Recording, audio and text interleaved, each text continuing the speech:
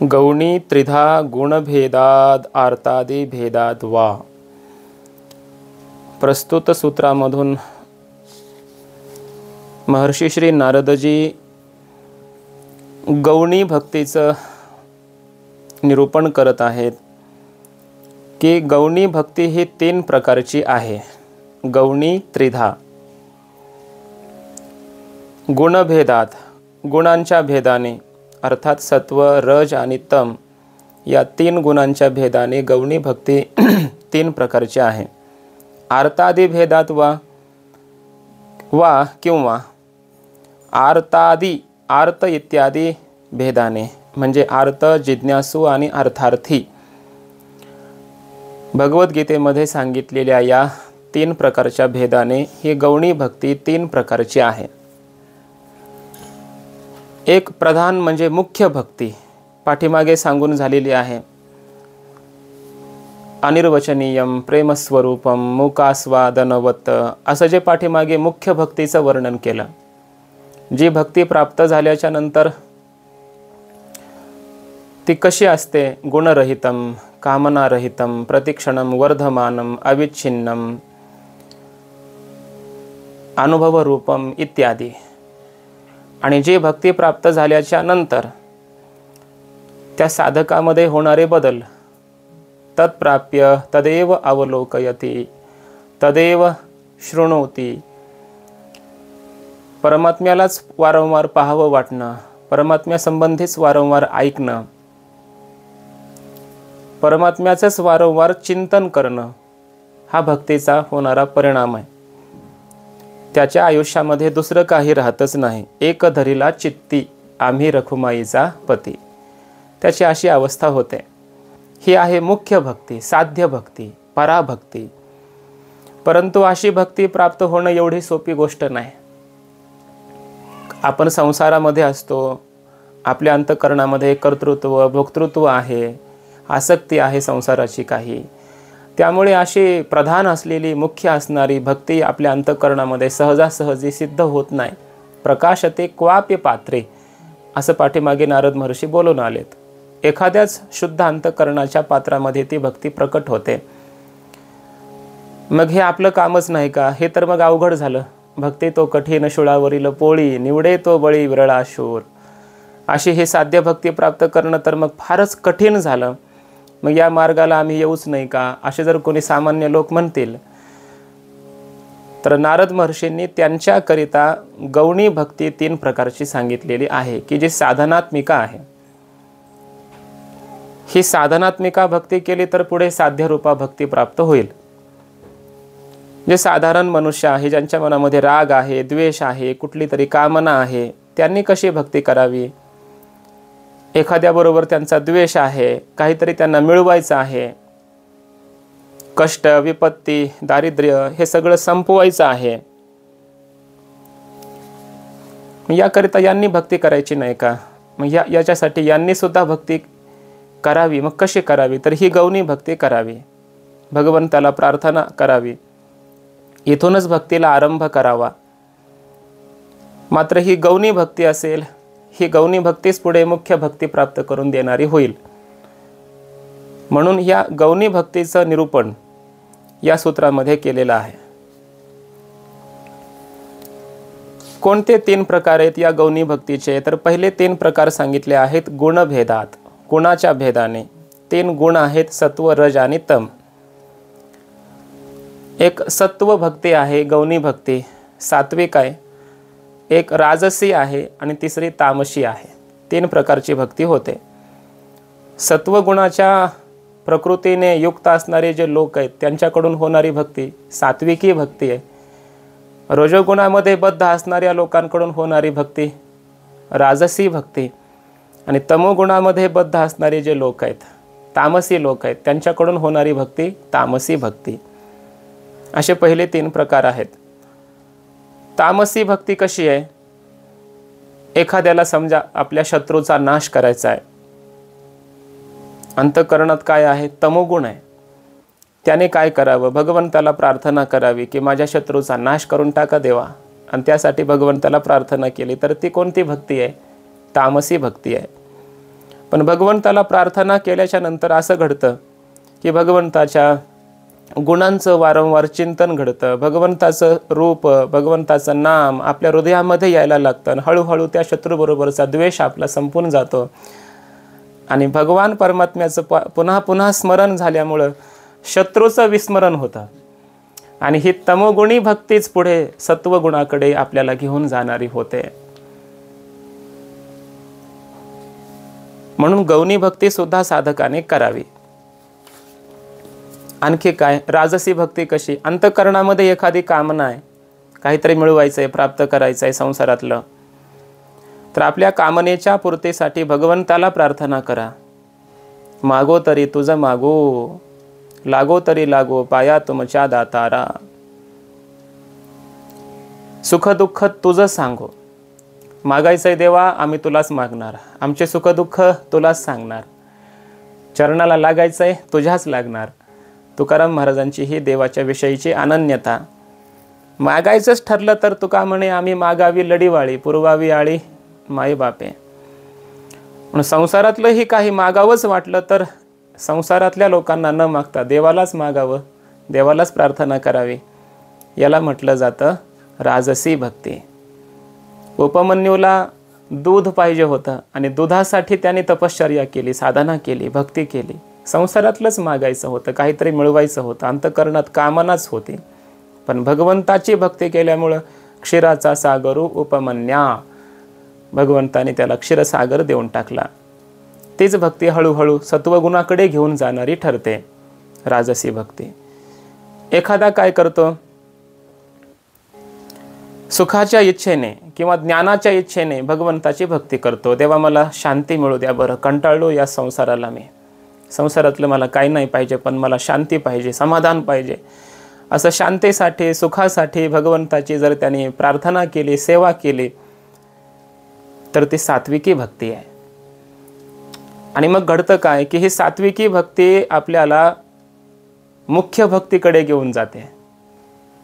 म्हणजे भगवंताची प्रार्थना करता करता, भगवंताची सेवा करता करता सेवेतच मन लागतं, सेवेमध्येच आपल्याला अनुराग निर्माण होतो. देवाला मग असं वाटतं की देवा हे शांती सुख स्वतःसाठी वगैरे काही नको, तुझी सेवा घडावी एवढंच मला पाहिजे.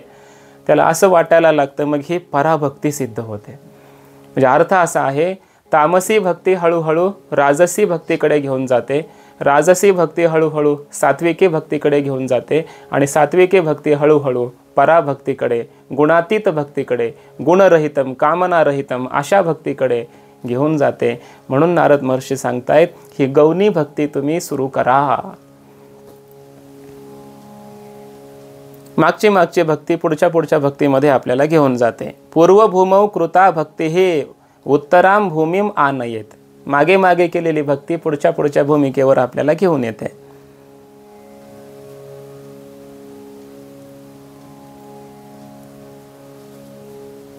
आणखी वेगळ्या प्रकाराने चिंतन आपल्याला असं करता येतं गुणभेदात. याचंच तमोगुण एखाद्यामध्ये अधिक आहे, त्यालाही भक्ती करायची. कारण तमोगुणामध्ये काय येतो, आळस येतो, तमोगुणामध्ये झोप येते. निद्रा आलस्य प्रमादोत्थम तत्तामसम उदाहृतम. निद्रा आळस हे तमोगुणाचं कार्य आहे, यालाही भक्ती करायची. मग त्यानं चिंतन असं करायचं, मला झोप यायला लागली देवा, तुमच्या चरणावर डोकं टेकून मी आता झोपतो, तुमच्या मांडीवर आता मी झोपतो. असं चिंतन त्याने करायचं आणि उठल्याबरोबर पुन्हा म्हणायचं देवाच्या मांडीवर मी झोपलो होतो. असं चिंतन करायचं. त्याची झोप सुद्धा भक्ती होते, तामसी भक्ती घडते. भगवान परमात्मा प्रसन्न होतात.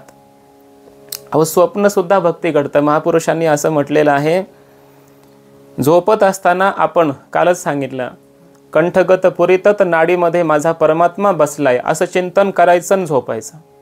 स्वप्नामध्ये परमात्मा येतात, मग स्वप्न सुद्धा भक्ती बनतं. सुषुप्ती भक्ती बनली, स्वप्न अवस्था सुद्धा अशी भक्ती बनते. आणि जागृतीमध्ये सुद्धा आपण घडणारी प्रत्येक जी आपली वृत्ती आहे ती भगवंताला समर्पित करू लागलो तो म्हणजे जागृत अवस्थेतही भक्ती घडते. असे संत महात्मे तिन्ही अवस्थेमध्ये भक्ती करतात.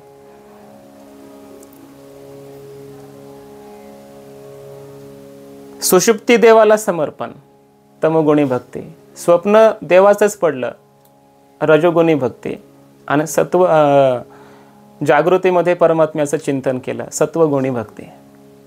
तिन्ही अवस्थामध्ये 3 गुणामध्ये अशा प्रकारची भक्ती होते. कारण सुषुप्ती ही तमप्रधान आहे, स्वप्न रजप्रधान आहे आणि जागृती ही सत्वप्रधान आहे. अशी तिन्ही अवस्थेमध्ये 3 गुणातील भक्ती साधकाला करता येते. रजोगुणाची भक्ती करता येते. संसारातले समजा भोग आहेत, आपल्याला प्रिय आहेत, आवडायला लागले, तर रजोगुण भरपूर आहे, वाढायला लागला, तर मग आपल्याकडे धन आहे, संपत्ती आहे, सगळ्या प्रकारचे भोग आहेत, आपण काय करायचं, हे भगवंताने मला दिलं एवढं चिंतन करायचं. हे कोणाचं आहे? माझं नाही, हे कोणाचं आहे? भगवंताचं आहे. आणि त्यातले काही भोग आपण भगवंताला लावावेत आणि ही मग सर्व संपत्ती देवाने मला दिली अशी जर धारणा असेल तर त्याचे ते भोग, त्याची संपत्ती, त्याचं धन हे सुद्धा भक्ती होते. तिला राजसी भक्ती असं म्हणा. आणि भगवंताचं वारंवार चिंतन करणं, मनन करणं, रूपाचं ध्यान करणं, मूर्तीचं ध्यान करणं, सुंदरते ध्यान, उभे विटेवरी करकटावरी ठेवून या, तुळशीहार गळा, कासे पितांबर, आवडे निरंतर हेचे ध्यान, असं जर तो ध्यान करत असेल भगवंताचं आणि यातच मन लागत असेल तर ही सात्विकी भक्ती आहे. असं वेगवेगळ्या पद्धतीने आपण गुणभेदात ही गौणी भक्ती कशी आहे याचं चिंतन आपल्याला करता येतं. एका महात्म्याला विचारलं एकाने, म्हणे मी तर माझ्यामध्ये कुठलाच असा गुण नाही की भगवंताची भक्ती करू शकतो आणि मला तर रामाची भक्ती करायची, मी काय करू सांगा. त्या महात्म्यानं सांगितलं, मग तुझ्यामध्ये कोणताच गुण नाही तरी भक्ती करायची ना, करू शकतोस. म्हटलं काय तुला खोटं बोलता येतं का? हा म्हणे तेच केलं आयुष्यभर. खोटं कितीही बोलाय सांगा, खरं बोलता येत नाही म्हणले, उलट खोटं बोलता येतं भरपूर. हा मग एक काम कर, हा तुझ्याकडं गुणच आहे म्हटले खोटं बोलण्याचा. मग रामाच्या दरबारामध्ये जायचं आणि रामाला काहीतरी खोटं बोलायचं, काही बोलायचं आणि देवाला हसवायचं. असं करता करता तो जो भक्त आहे तो दरबारामध्ये यायचा, रामजीच्या समोर आणि काहीतरी खोटं बोलायचा, रामाला हसवायचा. झालं असं की खोटं बोलून रामप्रभूंना हसवून परमात्मा प्रसन्न झाले, याचं अंतःकरण शुद्ध झालं आणि याचं खोटं बोलणं थांबलं. अशी मागचीच भक्ती आपल्याला हळूहळू पुढं घेऊन जाते. जसं तो वाल्या कोळी काय बोलला, मारा मारा मारा, उलटा मंत्र म्हटला. वाल्मिकी भये ब्रह्म समाना, माराचं रामा झालं. असं मागची भक्त तमोगुणातली भक्ती आपल्याला सत्वगुणाकडे घेऊन जाते हळूहळू. आणि दुसरा प्रकार सांगितलाय आर्तादी भेदात. वा, आर्त जिज्ञासू अर्थार्थी या भेदाने सुद्धा गौणी भक्ती 3 प्रकारची होते. गीतेमध्ये परमात्म्याने भक्तांचे 4 प्रकार सांगितले. चतुर्विधा भजन्ते माम जना सुकृतीनो अर्जुन, आर्तो जिज्ञासुरर्थार्थी ज्ञानी च भरतर्षभ. 4 प्रकारचे लोक भक्त माझं भजन करतात म्हणे. आर्त, जिज्ञासू, अर्थार्थी आणि ज्ञानी. ज्ञानी पुरुषाची जी भक्ती आहे ती तर निर्गुण आहे, कारण तो ज्ञानी आहे, गुणातीत झालेला आहे. त्याला इथं घेतलं नाही, इथं गौणी भक्ती सांगायची. त्यामुळं आर्त, जिज्ञासू आणि अर्थार्थी या तिघांच्या भक्तीला या ठिकाणी ग्रहण केलंय.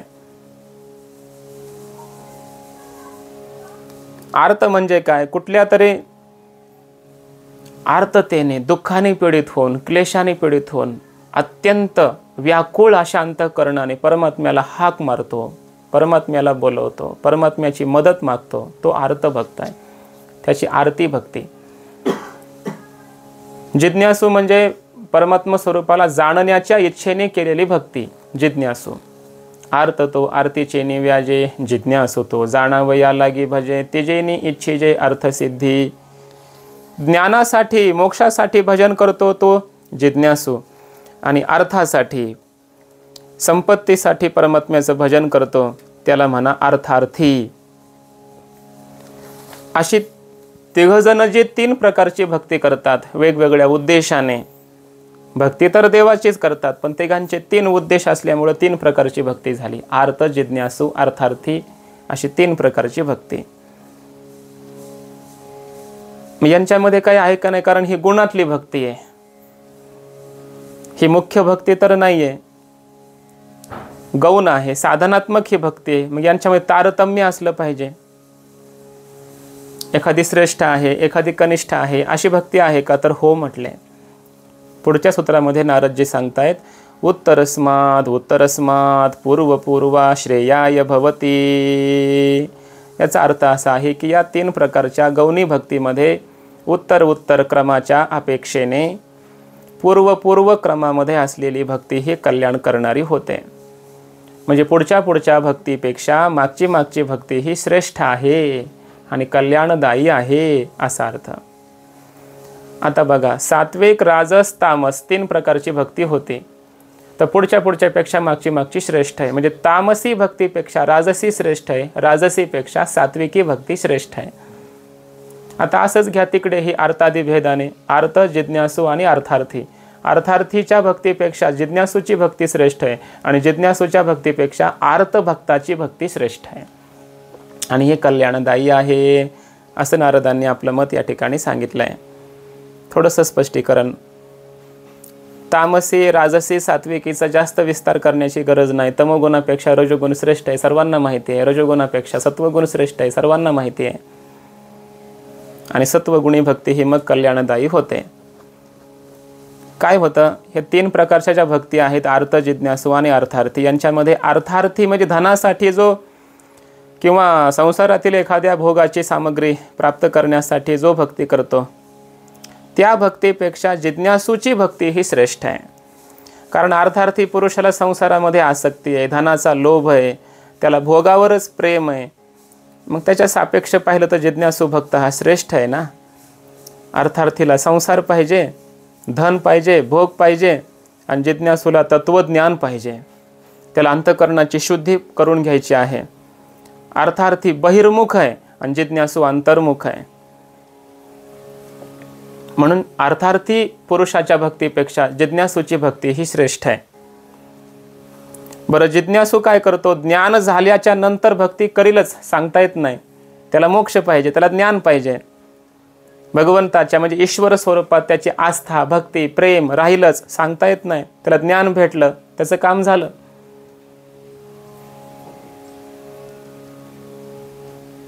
म्हणून जिज्ञासूच्या भक्तीपेक्षा आर्त पुरुषाची भक्ताची भक्ती ही श्रेष्ठ आहे.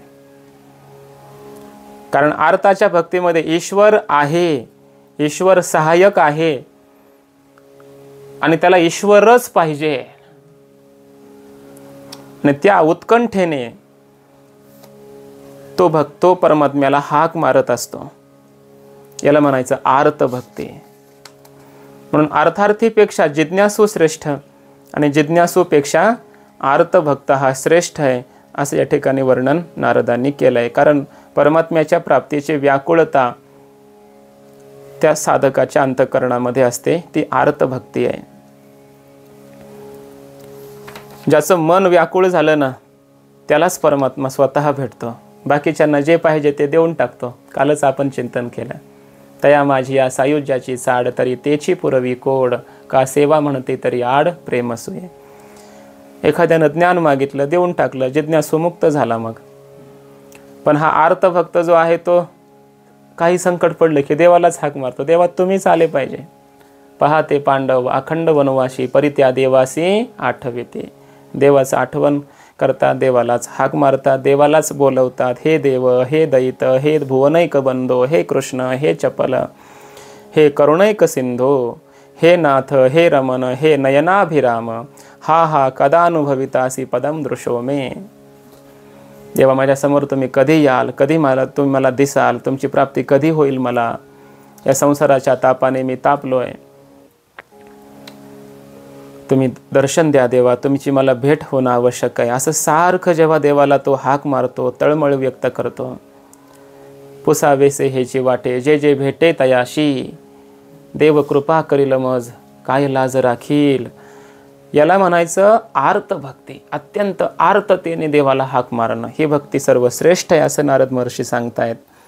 या आर्ततेला, भगवंताच्या प्राप्तीसाठी या रडण्याला रामानुजाचार्यांनी ताप असं म्हटलेलं आहे. श्री चैतन्य महाप्रभूंच्या संप्रदायामध्ये याला व्याकुळता म्हटलेलं आहे. श्री वल्लभाचार्यांनी याला निस्संदेह म्हटलं आहे. जगद्गुरू शंकराचार्यांनी याला मुमुक्षा म्हटलं आहे आणि वृंदावनामध्ये असणारे भगवंताचे जे प्रेमी जन आहेत त्याला लालसा म्हणतात. हीच आर्त आहे, हीच आरती भक्ती आहे. अशी आरती भक्ती अंतःकरणात प्रकट झाली की परमात्मा प्राप्ती होणं सुलभ आहे. स्वामी रामकृष्णांनी असं म्हटलेलं आहे की आपण आपल्या मुलांसाठी, पत्नीसाठी, संसारासाठी कितीतरी वेळा या नेत्रातून अश्रू ढाळले असतील, पण कधीतरी मला देव भेटावा यासाठी आपण रडलो का? कसा देव भेटेल?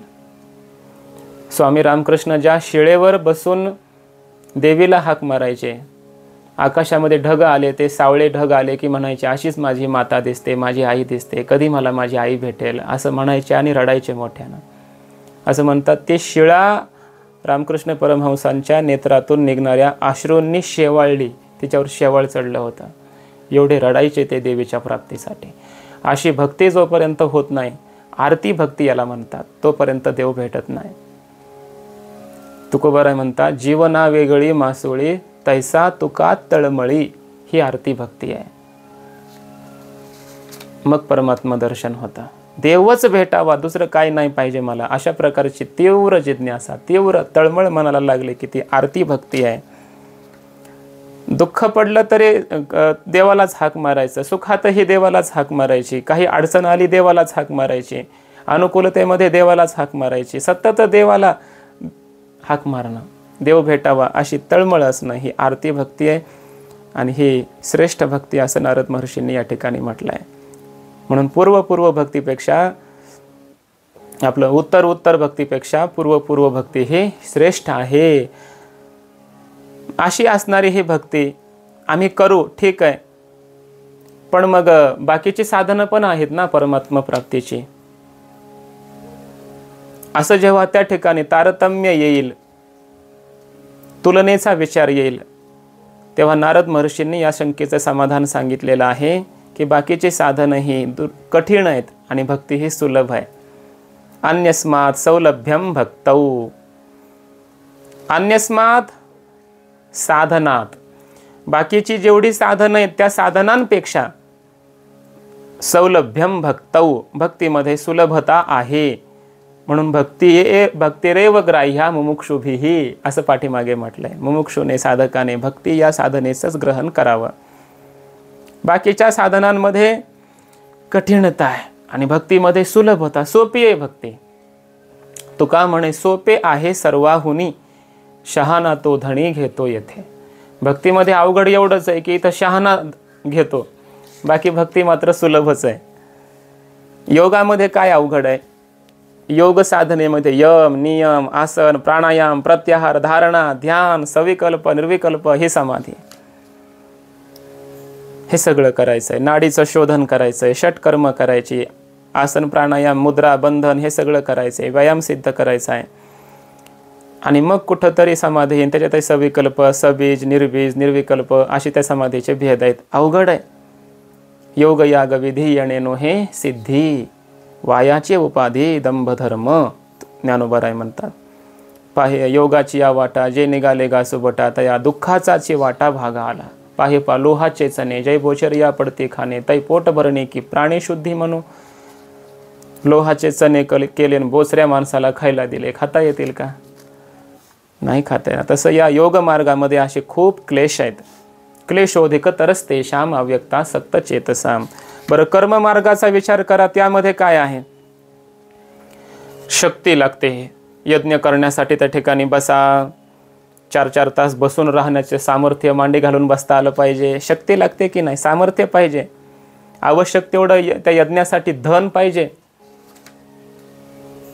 हत्तीच्या सोंडेची धारी एवढी तुपाची धार यज्ञामध्ये दिली पाहिजे. ही सामग्री पुन्हा शुद्ध पाहिजे, पवित्र पाहिजे. वेदशास्त्राच्या विधीचं ज्ञान पाहिजे, त्याचं पालन पुन्हा केलं पाहिजे. ते मंत्र, हे सगळं माहिती पाहिजे.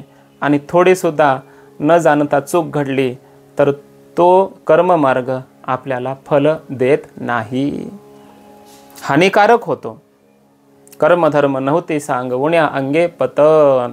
कर्मयोग सुद्धा कठीण आहे.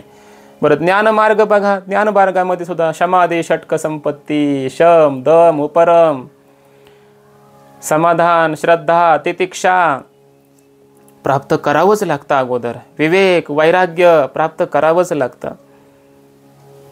व्रताचरणे कर्कशे, विवेक श्रवणे खरपुसे, करिता जाती भोकसे बुद्ध्याधिकांचे. हे साधन चतुष्टय संपन्न करणं म्हणजे काय? कठीणच आहे. संसारातून पूर्ण आपण विरक्त झालो पाहिजे. बुद्धी सुद्धा तीक्ष्ण असली पाहिजे, सूक्ष्म असली पाहिजे परमात्म्याचं ज्ञान ग्रहण करण्यासाठी. त्यामुळे ज्ञान मार्गातही ही कठीणाई आहेच आहे.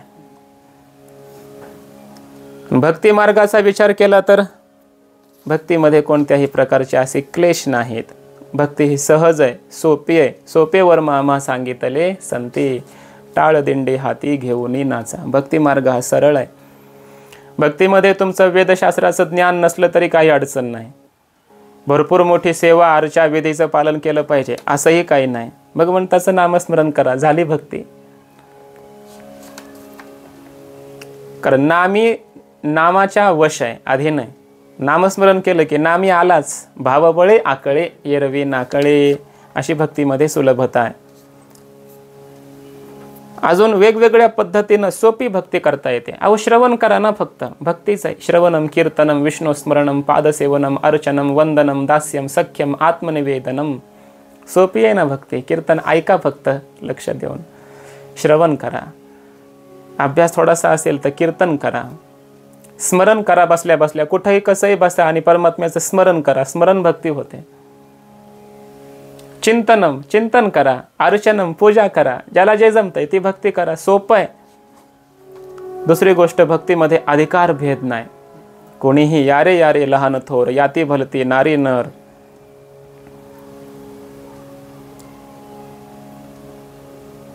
लोकमान्य टिळकांनी गीता रहस्यामध्ये जगद्गुरु तुकाराम महाराजांच्या एका अभंगाचा अनुवाद केलेला आहे.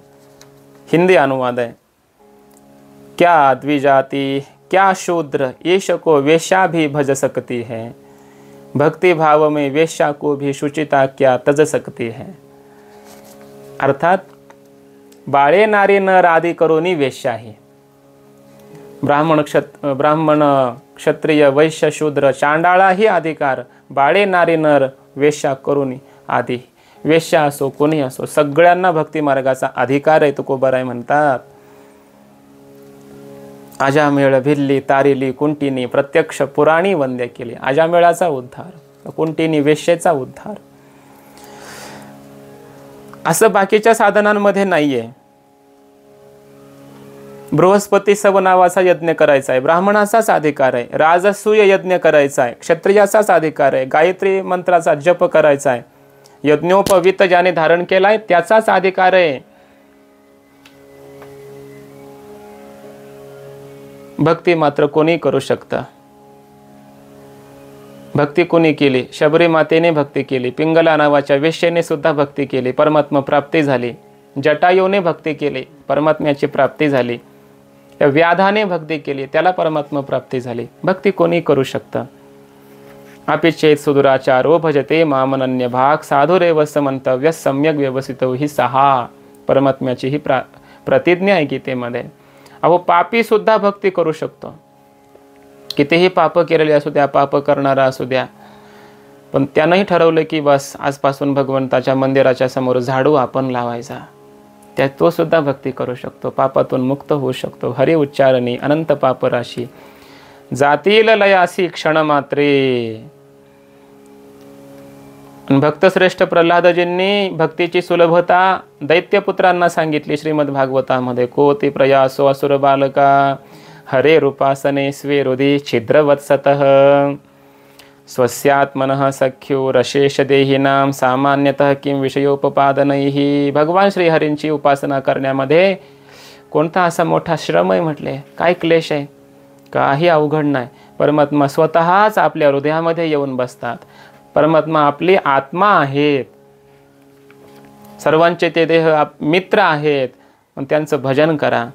विषयांना प्राप्त करणं कठीण आहे, जगातल्या मिळवणं अवघड आहे, आणि ते मिळवून सुख नाही. पण परमात्मा हृदयातच आहे, जवळच आहे. त्याला मिळवणं सोपं आहे आणि त्याला मिळवल्यास आनंद आहे.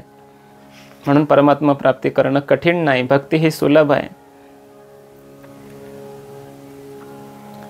आणि भक्तीमध्ये आणखी एक सुलभता ही आहे की भक्तीमध्ये अमुकच एक केलं पाहिजे असा नियम नाही, निर्बंध नाही. आपण काही करा, फक्त उद्देश परमात्म्याचा ठेवा, ती भक्ती होऊन जाते. सर्वच वेळी आपण भक्ती करू शकतो, कोणत्याही काळामध्ये. काळ वेळ नाम उच्चारिता नाही, म्हणून भक्ती सुलभ आहे. भक्ती निरापद आहे, ही भक्तीची सुलभता. म्हणजे भगवान परमात्मा आपल्याला कधीही धोका देऊ शकत नाहीत. बाकीची साधनं धोका देऊ शकतील, पण भक्ती साधना केली तर परमात्मा सहाय्यक होतात आणि आपल्याला कधी धोका देणार नाहीत. आपण जे काही करू ती भगवान परमात्म्याची सेवा होऊ शकते, ही सुलभता आहे. फक्त आपली भावना परिवर्तित करायची. आपली चालणं सुद्धा भक्ती होऊ शकते. जिकडे चाललोय तिकडे माझा परमात्मा आहेच आहे ना, सर्वत्र आहे परमात्मा. चालणं सुद्धा आपली भक्ती होऊ शकते. आपण जेवण बनवलं, स्वयंपाक घरामध्ये बनवला एखाद्या मातेने, आणि तिनं जर ठरवलं की हा स्वयंपाक मी माझ्या भगवंतासाठी बनवलाय, भगवंताला दाखवला नैवेद्य आणि मग सर्वांना तो प्रसाद म्हणून दिला, तर तिचं भोजन बनवणं ही भक्ती आहे. आणि ते भोजन खाणं, जेवण करणं ही सुद्धा भक्तीच होते. इतकंच नाही तर महापुरुषांनी असं वर्णन केलंय की आपण स्नान करताना अंगाला साबण लावून स्वच्छ करणं शरीर आपलं, हे सुद्धा भक्तीच आहे. का? मला मंदिरात जायचं आहे, परमात्म्याला माझ्या शरीराचा दुर्गंध नाही आला पाहिजे, आणि यासाठी साबण लावून आपलं शरीर असं स्वच्छ धुतलं, सुंदर असे शृंगार परिधान केले, चांगले कपडे घातले, देवाच्या समोर देवा बघा मी कसा आहे, अशी भावना असेल तर शृंगार करणं, नटणं, आताच्या भाषेमध्ये मेकअप करणं, हे सुद्धा काय होऊ शकते? भक्ती होऊ शकते. फक्त भावना परिवर्तित करा. कारण भक्ती म्हणजे भाव आहे, भावेविन भक्ती नाहीये. म्हणून परमात्मा बरं या भक्तीमध्ये किती प्रसन्न होतात, किती लवकर प्रसन्न होतात, असं वर्णन आहे. तुलसी दल मात्रेण जलस्य चुलुकेन च विक्रीणिते स्वमात्मानं भक्तेभ्यो भक्तवत्सलः. परमात्मा भक्तवत्सल आहेत. एखादं तुलसी दळ परमात्म्याला आपण समर्पित केलं आणि वंजळभर पाणी जरी परमात्म्याला आपण समर्पित केलं तर भगवान परमात्मा स्वतःला देऊन टाकतात त्या भक्ताला. आजपासून मी या भक्ताचाच आहे, दास्य करी दासाचे उनेन साहितयाचे. परमात्मा त्या भक्ताचेच होऊन जातात, स्वतःला विकून टाकतात त्या भक्ताला. म्हणून भक्तीमध्ये परमात्मा प्रसन्न होतात, लवकर होतात. आपली भावना परिवर्तित झाली की भक्ती होते, ही भक्तीमध्ये सुलभता आहे. भक्तीमध्ये भगवंताचं साह्य मिळतं. बाकीच्या साधनामध्ये परमात्म्याचं साह्य नाही आहे, ते त्वम पद प्रधान आहेत. बाकीची सगळी साधनं, ज्ञान असेल, योग असेल, जप, सगळी साधनं ही कशी आहेत, यज्ञ यागादी, हे त्वम प्रधान आहे, म्हणजे स्वतःला कळायचं आहे सगळं. आणि भक्तीमध्ये तत्प्रधान आहे, म्हणजे परमात्मा सगळं करून घेणार आहे. म्हणून एक पिपीलिका मार्ग म्हणतो आपण आणि एक विहंगम मार्ग. पक्षी जसा उड्डाण करतो आणि एखाद्या फळाला जाऊन झोंबतो, तशी मुंगी नाही जाऊ शकत ना. मुंगी काय करते? हळूहळू ढाळे ढाळे केतुलेनी एके वेळे तया मार्गाचे निबळे निश्चित ठाकी. हा पिपीलिका मार्ग म्हणजे भक्ती मार्ग आहे. किंवा दुसऱ्या भाषेमध्ये संत महात्म्यांनी सांगितलेलं आहे की माकडीन सुद्धा आपल्या पिलांचं संरक्षण करते. कसं? आपल्या पोटाला घेते पिलांना, पण स्वतः धरीत नाही पिलांना, ते पिलं धरून बसतात माकडिणीच्या पोटाला. तसे बाकीचे साधन आहेत. आणि भक्ती हे साधन कसं आहे? मांजरीच्या त्या दातासारखं आहे. मांजर काय करते? त्या दातांनी उंदरालाही पकडते, नष्टदष्ट करून टाकते, खाऊन टाकते, त्याला मारून टाकते. आणि मांजर त्याच दातांनी आपल्या पिलांनाही पकडते, या घरातून त्या घरात, त्या घरातून त्या घरात नेऊन सुरक्षित ठेवते, पण त्या पिलांना काही त्रास होऊ देत नाही. तसं परमात्मा दुर्जनांना मारून टाकतात आणि आपल्या भक्तांचं संरक्षण करतात. भक्ता राखे पायापासी दुर्जनासी संहारी, असं परमात्म्याचं साह्य भक्तीमध्ये होतं. म्हणून भक्ती ही सुलभ आहे. अन्यस्मात् सौलभ्यम भक्तौ. ज्ञानमार्गामध्ये काय म्हटले? बरेच प्रतिबंध येतात. प्रज्ञा मांद्यम कुतर्कश्च विपर्य दुराग्रह विषयासक्तिरित्येते प्रतिबंधाः प्रकीर्तिताः. बुद्धीचं मांद्य, कुतर्क पुन्हा पुन्हा करणं, विपर्यय करणं, दुराग्रह असणं, विषयाची आसक्ती असणं, हे ज्ञान मार्गातील प्रतिबंध आहेत. भूत प्रतिबंध, भावी प्रतिबंध, वर्तमान प्रतिबंध, हे सगळे ज्ञानमार्गातले प्रतिबंध आहेत. योगामध्ये प्राणायाम वगैरे हे सगळे जर आपण करणं कठीण आहे आणि केलेच तर त्या त्या स्थळाच्या देवता सिद्धी देण्यासाठी त्या योग्याकडे येतात, त्याला निमंत्रण देतात, त्याचं वर्णन करतात, स्वागत करतात, या तुम्हाला ही सिद्धी मिळवा, घ्या, प्राप्त करून घ्या. मग जर तो साधक योगी त्या सिद्धीमध्येच भुलून बसला तर पुढचा प्रवास होत नाही, अडकला मध्येच. रिद्धी सिद्धीची द्वंद्वे पडोनी ठाती, ही प्रतिबंध आहेत. पण भक्ती मार्गामध्ये असा कोणताही प्रतिबंध येत नाही. तेनेची पंथे चालो जाता, न पडे गुंता कोठे काही. म्हणून भक्ती मार्ग हा सुलभ आहे. भक्तीमध्ये नवीन काही मिळवायचं नाही, ज्ञानामध्ये नवीन मिळवायचंय. गुरुकडे जा, श्रवण करा, मनन करा, जे ऐकलं नाही तेच ऐकायचं आहे वगैरे, काहीतरी नवीन. यज्ञ करताना नवीन सामग्री गोळा करायची. भक्तीमध्ये नवीन काही मिळवायचं नाही. आहे त्या जाग्यावर न लगते साया असं जावे वनांतरा, सुखे येतो घरा नारायण. आहे त्या जाग्यावर, आहे त्या अवस्थेमध्ये भक्ती करता येते. फक्त नामस्मरण करा, भक्ती होते. आहे त्या सर्व वस्तू परमात्म्याच्या आहेत, माझ्या नाहीत अशी धारणा करा, भक्ती होते. जे काही करतोय मी ते देवासाठी करतोय, देवाला समर्पण करा, ती भक्ती होते. चालणं, बोलणं, उठणं, बसणं, हे सगळी भक्ती होऊ शकते. भक्तीत काही नवीन मिळवायचं नाही, करायचं नाही. आहे तीच क्रिया परमात्म्याला समर्पित करणं ही भक्ती आहे. भक्ती सुलभ आहे, सर्वात सुलभ आहे. आणखी असं सांगितलंय, भक्ती जर साधक करायला लागला तर परमात्मा स्वतः त्याला प्राप्त होतात. आणि काय करतात? परमात्मा अकारण करुणा वरुणालय असल्यामुळे भगवंताचं नामस्मरण करण्याची इच्छा एखाद्या भक्ताच्या अंतःकरणामध्ये झाली की स्वतः परमात्मा नामावतार घेतात आणि नामरूपाने त्याच्या जिभेवर जाऊन बसतात. एवढंच नाही तर परमात्मा नामरूपाने त्या भक्ताच्या जिभेवर नर्तन करतात, म्हणे नाचतात. मंदिरामध्ये भक्त गेला, भगवंताला पाहावं वाटलं की परमात्मा त्या दृष्टीमध्ये जाऊन स्वतः बसतात. आपण कोण देवाला पाहणार आहे? देवच आपल्या दृष्टीमध्ये येऊन बसतो. परमात्मा त्या भक्ताला भक्ती करताना सुद्धा असं सहाय्य करतात. त्यामुळे भक्ती ही बाकीच्या साधनांपेक्षा सुलभ आहे असं नारदांचं म्हणणं आहे. म्हणून भक्तीच ग्रहण करावी. आणखी काय दुसरे काही कारण सांगतायत बघा. प्रमाणांतरस्य अनपेक्षत्वात स्वयं प्रमाणत्वात. भक्तीला अन्य प्रमाणाची अपेक्षा नाही. भक्ती ही स्वतः प्रमाण आहे, स्वयं प्रमाण आहे. म्हणून अन्य साधनांपेक्षा भक्ती ही सुलभ आहे. आपण भक्ती करतोय हे सिद्ध करण्यासाठी स्वतःच प्रमाण आहेत ना. अन्य प्रमाणाची काय गरज आहे? म्हणाय नाही म्हणजे अनुमान करा, शब्द प्रमाण, अनुपलब्धी. अरे इतर प्रमाणांची काय गरज आहे? माझ्या अंतःकरणात परमात्म्याविषयी प्रेम आहे की नाही कोणाला कळणार? माझ्याच अंतःकरणाला कळणार ना. भक्ती हे स्वयं प्रमाण आहे, स्वतः प्रमाण आहे. आणि अन्य प्रमाणाची अपेक्षा भक्तीला नाही. जसं मनाचं सुख दुःख मनालाच कळतं, त्याप्रमाणे परमात्मा माझ्या हृदयात आहेत का संसार माझ्या हृदयात आहे?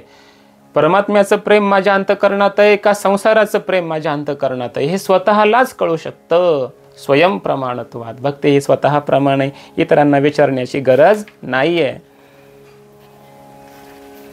एकदा रामतीर्थांना असं विचारलं म्हणे एका पंडिताने, शास्त्रार्थ करण्यासाठी आला, आणि त्यानं प्रश्न केला की आत्मा आणि परमात्मा दोन्ही एकच आहेत, हे कशावरून?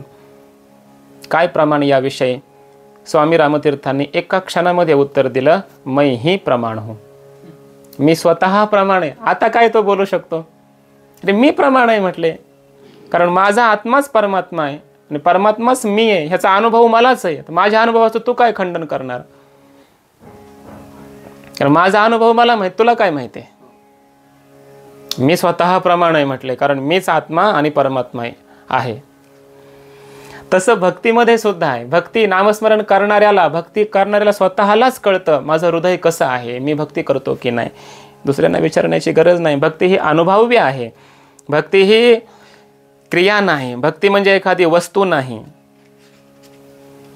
भक्ती म्हणजे अनुभव्य आहे, आपल्याच अनुभूतीने सिद्ध होणारी आहे. एका भक्ताने भगवंताला प्रार्थना केली आहे. तो भक्त म्हणतो देवाला, देवा ऐका, माझी अवस्था काय झाली, माझे 2 जण हरवलेत, त्यांना मी शोधतोय म्हणे. कोण हरवलेत 2 जण?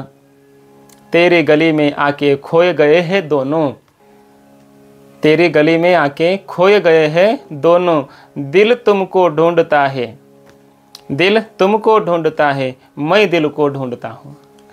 मग तुमच्या गल्लीमध्ये देवा आलो, अर्थात तुमच्या भक्ती मार्गाला मी लागलो. झालं असं की माझं मन तुम्हाला शोधायला लागलंय आणि तुम्हाला शोधत शोधत मन तुमच्याकडे गेलं असल्यामुळे मी माझ्या मनाला आता शोधतोय, कारण माझं मन आता मन राहिलं नाही. याला म्हणायचं भक्ती. अनुभवी आहे भक्ती, स्वतःच प्रमाण आहे आपण या भक्तीसाठी. इतरांना विचारण्याची गरज नसते, अन्य प्रमाणाची सुद्धा गरज नाही. बाकीच्या साधनांना आहे ना लक्षण प्रमाणाभ्याम वस्तुसिद्धी म्हटलंय. लक्षण पाहिजे, काहीतरी प्रमाण पाहिजे, तर त्या वस्तूची साधनाची सिद्धी होते. भक्ती ही स्वतः प्रमाण आहे, स्वयं प्रमाणभूत आहे, गरज नाही अन्य प्रमाणाची. प्रेमाला काय प्रमाण पाहिजे हो? माझ्या प्रेमाला काय दुसऱ्याच्या प्रमाणाची गरज आहे? मीच प्रमाण आहे ना त्याला. प्रत्यक्षाशी काय द्यावे ते प्रमाण तुकोबराय म्हणतात. माझ्या अंतःकरणात देवाच्या विषयी प्रत्यक्ष प्रेम आहे आणि याकरिता इतरांच्या प्रमाणाची काय गरज आहे? त्याला मीच प्रमाण आहे. याला म्हणायचं स्वयं प्रमाणत्वात. श्रुत्यादी अन्य प्रमाणांची अपेक्षा भक्तीमध्ये नाही, असा अर्थ. म्हणजे स्वयंप्रमाणत्वात असं म्हणण्याने हे सिद्ध होतं की या भक्तीमध्ये षड्लिंगांचं निर्धारण करण्याची गरज नाही. उपक्रम, उपसंहाराची एकवाक्यता, अभ्यास, अपूर्वता, फल, अर्थवाद, उपपत्ती यांची आवश्यकता आणि तात्पर्य निर्णय करण्याची गरज भक्तिशास्त्रात नाही. वेदांतामध्ये किंवा अन्य शास्त्रांमध्ये या षड्लिंगाची गरज असते. म्हणून भक्ती ही स्वयंप्रमाण आहे, असा अर्थ. बरं, अजून भक्ती का सुलभ आहे? त्याचं कारण असं आहे की स्वतः प्रमाण जशी भक्ती आहे तसं दुःखही स्वतः प्रमाण आहे ना. मला दुःख झालं हे कुणाला कळतं? मलाच कळतं. स्वतः प्रमाण आहे, स्वसंवेद्य आहे. मग तशी भक्ती स्वसंवेद्य आहे का? दुःखरूप आहे का? किंवा जी वस्तू तुम्ही म्हणता अत्यंत सुलभ आहे, भक्ती सुलभ आहे, तर जी वस्तू अत्यंत सुलभ असते त्या वस्तूची किंमत तेवढी नसते, कारण सोप्या किमतीत घेतली. सुलभ आहे, सोप्या थोड्या किमतीमध्ये ती वस्तू मिळते. तशी भक्ती मग थोड्या तिला किंमत नाही का? कमी किमतीची आहे का? तर दोन्हीचं उत्तर दिलेलं आहे पुढच्या सूत्रामध्ये की भक्ती ही दुःखाप्रमाणे स्वसंवेद्य नाही. भक्ती ही परमानंद रूप आहे आणि भक्ती सुलभ आहे, पण तरी सुद्धा भक्तीचं महत्त्व, भक्तीचं मूल्य कमी होऊ शकत नाही. अमूल्य आहे भक्ती. त्यासाठी दोन्हीची कारणं सांगितलेत पुढच्या सूत्रामध्ये. शांती रूपात, परमानंद रूपाच. भक्ती हे शांती रूप आहे आणि परमानंद रूप आहे, म्हणून भक्ती ही अन्य साधनांच्या पेक्षा सुलभ आहे, असा अर्थ. आता आपल्या अंतःकरणामध्ये, जीवनामध्ये, हृदयामध्ये शांती आहे की नाही आपल्यालाच कळू शकतं. भक्ती हे शांती रूप आहे, परमानंद रूप आहे. भक्ती साधना करताना आपल्या अंतःकरणामध्ये आनंदच प्रकट झाला पाहिजे, तरच ती खरी भक्ती आहे. आनंद होत नसेल, शांती वाटत नसेल, समाधान वाटत नसेल, तर ती भक्तीच नाही. भक्ती ही शांती स्वरूप आहे आणि परमानंद स्वरूप आहे, असा अर्थ. कारण भक्ती करणारा भक्त हा शांत असतो, कारण तो भक्ती करतोय, त्याला शांती भेटलेली आहे. आणि शांती ज्याला मिळाली तो बाहेर भटकत नाही. बाहेर कोण भटकतो? बाहर कौन भटकता है? जिसके घर में शांति नहीं वह बाहर भटकता है. जिसके घर में ही शांति है उसे बाहर भटकने की आवश्यकता नहीं होती. वैसे भक्ति में शांति है, इसलिए भक्त बाहर विषयों में नहीं भटकता है, असा याचा अर्थ आहे. शांती परते नाही सुख, ये रावघेचे दुःख. भक्तीमध्ये अशी शांती आहे, समाधान आहे. त्यामुळे भक्ताला विषयाचं काही मिळवावं वाटत नाही, संसाराचं काही मिळवावं वाटत नाही, असा याचा अर्थ आहे. वृंदावनामध्ये एक साधू होते म्हणे, कोकिल साई नावाचे. त्या परिसरामध्ये एक त्या काळामध्ये सिनेमा आला नाटक वगैरे, सिनेमा म्हणा, कोणतं नाटक, पूर्वीचे नाटक हे देवाचीच व्हायचे, नचिकेताचं नाटक वगैरे, देवाचं कृष्णाचं नाटक. काही भक्त देव त्यांच्याकडे गेले आणि त्या महात्म्याला, साधूला म्हणू लागले की मोठं नाटक आलंय, ते पाहण्यासाठी तुम्ही चला, फार छान छान त्या ठिकाणी चित्र आहेत. त्या साधूने सांगितलं की मी डोळे बंद करून माझ्या अंतःकरणामध्ये संपूर्ण वृंदावन पाहतो, त्या वृंदावनामध्ये अमृताचे झरे पाझरत आहेत हे पाहतो. माझ्या अंतःकरणामध्ये मी भगवंताला पाहतो, भगवंताच्या गायींना पाहतो, त्या ग्वाल गोपालांना पाहतो, गोपींना पाहतो, राधेला पाहतो, कृष्णाला पाहतो, ती रासक्रीडा पाहतो. हे संपूर्ण सौंदर्य पाहून माझं मन तृप्त होतं. हे सगळं तुम्ही दाखवू शकता का त्या सिनेमामध्ये? मला दाखवू शकत असाल तर चला म्हणे, आताच येतो. आणि ज्याच्या अंतःकरणामध्येच हे संपूर्ण भक्तीचं विश्व आहे, त्याला बाहेरचं पाहायची काय गरज आहे? म्हणून श्रीमद भागवतामध्ये हे जे नाटकं आणतात ना, कृष्णाचं कोणीतरी नाटक घेऊन आलं, राधेचं नाटक घेऊन आलं, सुदामाचं नाटक घेऊन आलं, रुक्मिणी कृष्णाचा विवाहाचं नाटकच करतात. अरे नाटकं काय करता? भागवत कथा हे काय नाटक आहे का? ते काही तमाशा आहे का नाटकं आणायला? का सिनेमा आहे एखादा? तो कथा अशी सांगितली पाहिजे की ते संपूर्ण चरित्र भगवंताच्या त्या कथा श्रोत्यांच्या अंतःकरणात प्रकट झाल्या पाहिजे. ते राधा, ते कृष्ण, ते रुक्मिणी कृष्णाचा विवाह, हे सगळं अंतःकरणात चित्र निर्माण झालं पाहिजे. तिला भागवत कथा म्हणतात. कथेमध्ये नाटक नको, अशी कथा असली पाहिजे.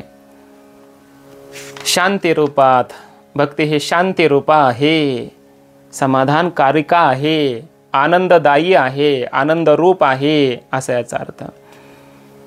शांती रूपा असं म्हणण्यामध्ये काय? भक्ती हे यज्ञ यागादी धर्म वगैरे हे जे आहेत मार्ग यांच्यापेक्षा श्रेष्ठ आहे हे सांगितलंय. कारण धर्मामध्ये म्हणजे यज्ञ करण्यामध्ये वगैरे विक्षेप आहे बहुल. हवन सामग्री गोळा करा, मंत्राचं स्मरण करा, ब्राह्मणाला बोलवा, हे क्रियात्मक असल्यामुळे त्या ठिकाणी विक्षेप आहे. आणि भक्ती कशी आहे? विक्षेप नाही, शांती आहे तिथं. आणि परमानंद रूपात योग वगैरे बाकीची साधनं कशी आहेत? दुःखदायी आहेत, क्लेशदायी आहेत. आणि भक्ती ही आनंददायी आहे. बाकीच्या सर्व साधनांपेक्षा भक्ती साधना ही सुलभ आहे, श्रेष्ठ आहे असं सांगितलेलं आहे. भक्तीमध्ये किती आनंद आहे याचं वर्णन करताना एक दृष्टांत आपल्याला पाहता येईल की भक्तीमध्ये आनंद का? कारण स्वातंत्र्य आहे म्हणून. इतकं स्वातंत्र्य आहे की परमात्म्याला सुद्धा तो भक्त परतंत्र करतो, आपल्या अधीन करून घेतो. इतका तो भक्त स्वतंत्र होतो, त्यामुळे त्याला आनंद आहे. कारण वर्णन असं आहे की परतंत्रतेमध्ये दुःख आहे आणि स्वतंत्रतेमध्ये आनंद आहे.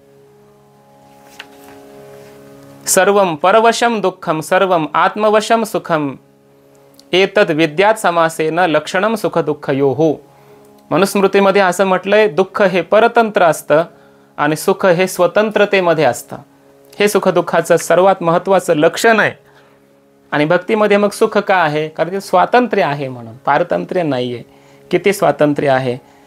त्या भक्ती गोपिकांचं वर्णन करताना भगवंताचे एक परमरसिक भक्त होऊन गेले, रसखान नावाचे, त्यांनी असं वर्णन केलंय. शेष महेश गणेश दिनेश सुरेश हुजाही निरंतर गावै, जाही से सुख व्यास रटै पचिहारे तव पुनि पारन पावै, नारद अनादि अनंत अखंड अछेद अभेद सुवेद बतावे, ताही अहिर की छोहरिया छछिया भर छाछ पे नाच नचावे.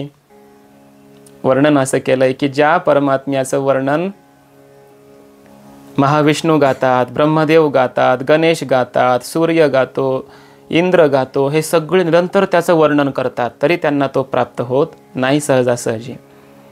शुकदेवजी, व्यासमुनी त्याचं वर्णन करू करू त्याचं नामस्मरण करतात, त्याचं वर्णन करतात, ग्रंथ लिहितात.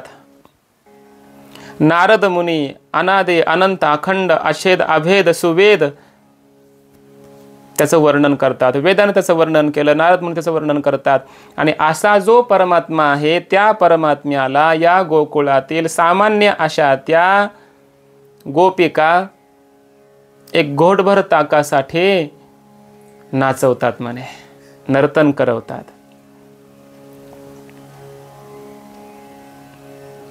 एका दिवशी असं झालं, एक गोपी आली कृष्णाला म्हणू लागली, कृष्णा आज माझ्या घरी कोणी नाही आहे, हे जे गोबर आहे ना, शेणाची टोपली मला जरा उचलू लाग. कृष्णानं सांगितलं, मी काय नोकर आहे का तुझा? नाही उठवत म्हटले, जा. गोपी म्हटली, अच्छा ठीक आहे, पण तुला एक टोपली उचलून दिली ना, एक लोण्याचा गोळा देते, मग उचलून देशील ना? हां म्हणणे, आता ठीक आहे ना, आता देतो उचलून. पण किती टोपली उचलून दिल्या त्याची गणना मोजणी कोण करणार? तू चतुर आहेस म्हणे, मला फसवशील.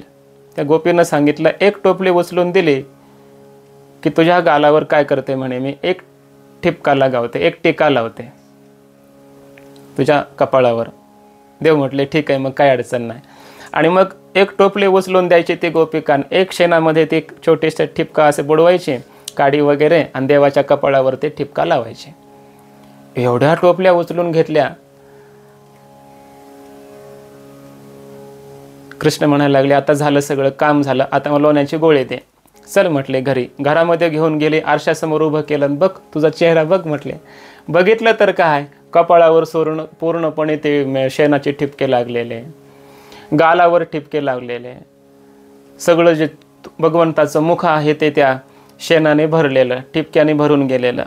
पण भगवंताचं सौंदर्य असं की ते सुद्धा परमात्म्याला अत्यंत सुंदर अशा प्रकारे दिसायला लागलेलं. कृष्णाने सांगितलं, मग दे आता, एवढे मला लोण्याचे गोळे पाहिजेत. ते गोपी म्हणते, हे ठिपके जेवढे आहेत ना तेवढ्यालाच मी लोण्याचे गोळे देईन, म्हणजे थोडे थोडे छोटे छोटे गोळे देईन. देव म्हटले, नाही नाही, तू फसवतेस मला, एवढंसा नाही, मला मोठा गोळा पाहिजे. मग मोठा गोळा पाहिजे का तुला? मग नाचून दाखव मला. आणि मग कृष्णानं नाचावं, थोडंसं नाचलं की मग एक गोळा द्यावा, थोडंसं नाचलं की अजून एक गोळा द्यावा. याला म्हणायचं भक्तीतील आनंद. भक्तीमध्ये असा स्वतंत्रतेचा आनंद आहे. भक्तीमध्ये भक्त आपल्या भक्तीने, प्रेमाने, आपल्या भावनेने परमात्म्याला नाचवतो. जगाच्या मालकाला सुद्धा नाचवण्याचं सामर्थ्य भक्तीमध्ये आहे. म्हणून भक्ती ही स्वतंत्र असल्यामुळे परमानंद रूप आहे. आणि परमानंद रूपात भक्तौ सौलभ्यम वर्तते. भक्ती ही सर्व साधनांपेक्षा सुलभ आहे असं वर्णन केलेलं आहे. असं असल्यामुळे नारद महर्षी पुढे सांगतायत, लोक हानौ चिंता न कार्या निवेदित आत्मलोक वेदत्वात. ज्याने भगवंताला आपलं पूर्ण समर्पण केलंय त्याने कधीही चिंता करायची नसते, असा विषय या श्लोकामध्ये सांगतायत. लौकिक हानीची चिंता भक्ताने कधीही करू नये. संसारातलं काही मिळवण्याची किंवा संरक्षण करण्याची चिंता भक्ताने करू नये, कारण त्याने लोक, वेद आणि आपण स्वतःला परमात्म्याला समर्पित करून टाकलेलं आहे. म्हणून त्यानं स्वतःलाच देऊन टाकलं देव परमात्म्याला. आपले वेद, शास्त्र म्हणजे आपलं ज्ञान आणि संपूर्ण लौकिक व्यवहार हे सगळं परमात्म्याला निवेदन केलंय, म्हणजे समर्पण केलं असल्यामुळे त्याने आता आपल्या लौकिकाची, आपल्या व्यवहाराची, आपल्या योगक्षेमाची चिंता करायची नसते, असा याचा अर्थ आहे. रामानुज संप्रदायामध्ये एक श्लोक प्रसिद्ध आहे. त्यांनी असं म्हटलंय, चिंताम कुर्यान्न रक्षाये विकृतस्य यथा पशोः तथार्पयन हरेर्देहम विरमेदस्य रक्षणात. ज्याप्रमाणे एखादा पशु आपण विकला तर त्या पशुच्या संरक्षणासंबंधी आपण पुन्हा त्याची चिंता करीत नसतो. त्याप्रमाणे एकदा आपला हा देह परमात्म्याला समर्पित आपण करून टाकला की या देहाच्या रक्षणाची, लोकरक्षणाची, व्यवहाराची, कशाचीही योगक्षेमाची चिंता त्या भक्ताने पुन्हा करायची नाही. कारण हा देह आता माझा नाही, हा देवाचा आहे. याचं काय करायचं आहे ते देव बघून घेईल, कारण तो माझा नाहीच आहे, परमात्म्याला दिलाय. काया वाचा म्हणे झाला विष्णुदास, काम क्रोध त्यास बाधितना. श्री वल्लभाचार्यांनी सुद्धा असं म्हटलं एका श्लोकामध्ये, निवेदिता आत्मभिश्चिंता कार्या क्वापि कदापि न निवेदनंच स्मर्तव्यम सर्वदा तादृशैर्जनैः. ज्यांनी परमात्म्याला संपूर्ण आपलं निवेदन केलं, समर्पण केलं, त्यांनी कोणतीही चिंता करायची नाही. निवेदन करणं म्हणजे परमात्म्याचं स्मरण नेहमी करणं, सदैव परमात्म्याचं स्मरण करणं. आणि मग चिंता कशी राहील कोणाची? सारखं परमात्म्याचं चिंतन सुरू असल्यामुळं चिंता राहत नाही. जहाँ चिंता है वहाँ चिंतन नहीं, और जहाँ चिंतन है वहाँ पर चिंता नहीं रहती है. म्हणून परमात्म्याचं सतत चिंतन करावं आणि आपल्या स्वतःलाच विकून टाकावं देवाला. देवा आजपासून मी माझा नाही, माझा अहम तया अहम वाचा चित्त अंग देऊनिया शरण रिघ महोदधिका गांग रिगाले जैसे. त्या परमात्म्याला आपलं अहम द्यावा, चित्त द्यावं, मन द्यावं, संपूर्ण शरीर देऊन टाकावं. देवा हे आजपासून तुझं आहे. आमच्याकडे जे काही आहे तेही सगळं देवा आमचं नाही आहे, हे सगळं कुणाचं आहे? तुझं आहे. असं एकदा आपलं समर्पण झालं की मग चिंता कशाची करायची? चिंता करण्याची गरज नाही. एखाद्या कंपनीमध्ये एखादा सेवक असतो, नोकर असतो काम करणारा, आणि त्या कंपनीत मालकही येतो कंपनीचा. मग कंपनीची मोठी प्रसिद्धी झाली, मोठा फायदा झाला, आनंद मालकाला. नोकराला काय आनंद? तेवढेच पगार भेटणार आहे. कंपनीचं नुकसान झालं, दुःख कुणाला? मालकाला. नोकराला काही त्याचं दुःख असतं का? नाही. त्याला पगार भेटायची ते भेटते. तसं एकदा परमात्म्याला आपण आपला मालक समजलं, आपण नोकर आहे त्याचे असं समजलं, मी भक्त आहे आणि मी त्याचा आहे, नोकर आहे, आणि परमात्मा माझा मालक आहे, असं एकदा समजलं की मग आपले सुख दुःख त्याचे. या जगतरूपी कंपनीच्या मालक कोण आहे? परमात्मा. आपण त्याचे दास आहेत, सेवक आहेत. अशा भावनेतून आपण राहायला लागलो की आपल्याला पगार द्यायचं काम त्याचं आहे. आपल्या अवतीभोवती जे काही चांगलं वाईट घडलं, आपल्या जीवनात घडलं, हे सगळं आता कोणाचं आहे? त्याचं आहे. म्हणून आपण त्याच्यावर विश्वास पूर्णपणे ठेवून निश्चिंत झालं पाहिजे. चिंता न कार्या. नारद महर्षी सांगताय, चिंता करू नका. आता एखाद्या लहान मुलाला काय करतात? त्याचे वडील, आई, कोणी कधी कधी काय करतात? वरच्या मजल्यावर घेऊन जातात, त्याला हातामध्ये असं पकडतात आणि खाली सोडू का तुला असं म्हणतात, त्याला असं लोंबवतात. ते लेकरू काय रडतं का? नाही. ते उलट हसतं. त्याला माहिती आहे मला हे सोडणार नाही. रडत असेल तर समजा त्याचा विश्वास नाही आहे. डॉक्टर आपल्याला हातामध्ये असा चाकू घेतो, आपलं पोट फाडतो, ऑपरेशन करतो, त्याच्यावर आपला विश्वास आहे की नाही? का? मला आजारातून हा मोकळं करणार आहे. तसं परमात्मा कधी कधी आपल्या जीवनामध्ये काही प्रतिबंध देतो, अडचणी आणतो, पण त्याची चिंता आपण करायची नाही. असं समजायचं त्या डॉक्टरप्रमाणे किंवा त्या वडिलांप्रमाणे परमात्मा मला हे दुःख दाखवतोय, पण मला काय चिंता करायचं कारण नाही. हा देव आहे, मला कधी दुःखी नाही राहू देऊ शकत. परमात्म्याचं स्मरण चिंतन असलं ना की मग चिंता राहत नाही. एकदा राधा आणि कृष्ण सोबत बसले होते. राधेच्या हाताला थोडीशी जखम दिसली झालेली, एक नाजूक अशा प्रकारची जखम दिसली. कृष्णाने विचारलं, राधे हे काय आहे? तुला काय लागलंय? कधीपासून लागलंय?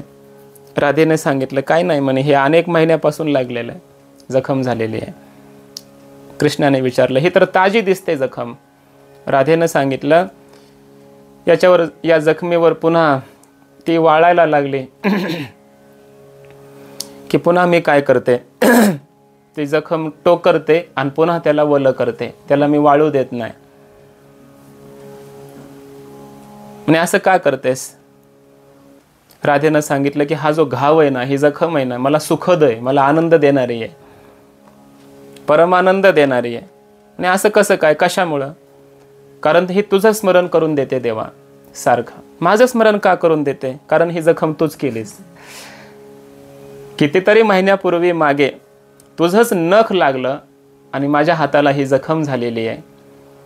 पण तुझं सतत स्मरण मला राहावं म्हणून मी काय करते, ही जखम वाळू देत नाही, पुन्हा पुन्हा याला टोक करते, ओलं करते, आणि तुझं स्मरण मला होतं. आणि तुझं स्मरण झालं की मला आनंद होतो. मग आनंद व्हावा म्हणून, तुझं स्मरण सतत राहावं म्हणून भक्त महात्मा साधना, भजन, चिंतन करीत राहतो. आणि चिंतनात राहिला की मग चिंता राहत नाही. म्हणून चिंता न कार्या. चिंता करू नये भक्ताने कधी सुद्धा कशाचीही. भगवान परमात्म्याने श्रीमद भागवतामध्ये अर्जुनाला, उद्धवाला शेवटचा उपदेश केलेला आहे. अंतिम उपदेश म्हणतात त्याला. प्रतिज्ञा केलेली आहे. मर्त्यो यदा त्यक्त समस्त कर्मा निवेदितात्मा विचिकीर्षितो मे तदामृतत्वं प्रतिपद्यमानो मया आत्मभूयाय च कल्पते वै. परमात्मा म्हणतात, एखादा भक्त जेव्हा संपूर्ण कर्म मला समर्पित करतो, माझ्यावर सोडून देतो, ते कर्म, त्या कर्माचं फल, कर्तृत्व ह्या सर्वांचा त्याग करून देतो आणि केवळ आत्मनिवेदन, स्वतःच्या अहंपणाचाही त्याग करतो आणि पूर्ण माझा होऊन जातो, ज्याला फक्त मीच पाहिजे असतो, असा जेव्हा भक्त होतो ना, तेव्हा तो भक्त मला अत्यंत प्रिय आहे आणि तोच भक्त माझ्या अमृतत्वाला प्राप्त करतो आणि माझं स्वरूपच होऊन जातो. याचा अर्थ असा आहे, चिंता न कार्या. परमात्म्याने प्रतिज्ञा केली, उद्धरेत आत्मनात्मानम. ह्याच्यामध्ये काय 12व्या अध्यायामध्ये परमात्मा प्रतिज्ञा करतात, तेषामहं समुद्धरता मृत्यू संसार सागरात भवामि नचिरात पार्थो मय्या वेशित चेतसाम. ज्यांनी चित्त मन मला समर्पित केलंय, तेषाम अहम समुद्धरता, त्यांची चिंता देवाला आहे. ते एकवटोनी जयक्षणी अनुसरले गा माझी ये वाहने, तेव्हाची तयाची चिंतवनी मजची पडली. परमात्मा म्हणतात त्यांची चिंता आता मला आहे.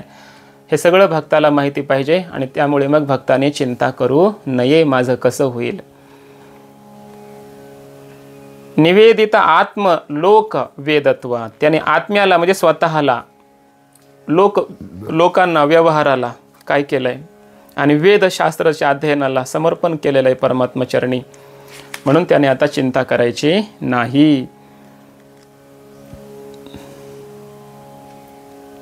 परमात्मा प्रत्येक वेळी काहीतरी त्याला विपत्ती देतात आणि सावध करतात असं नाही. कधी कधी संपत्तीही देतात. दोन्हीचं वर्णन शास्त्रामध्ये केलंय.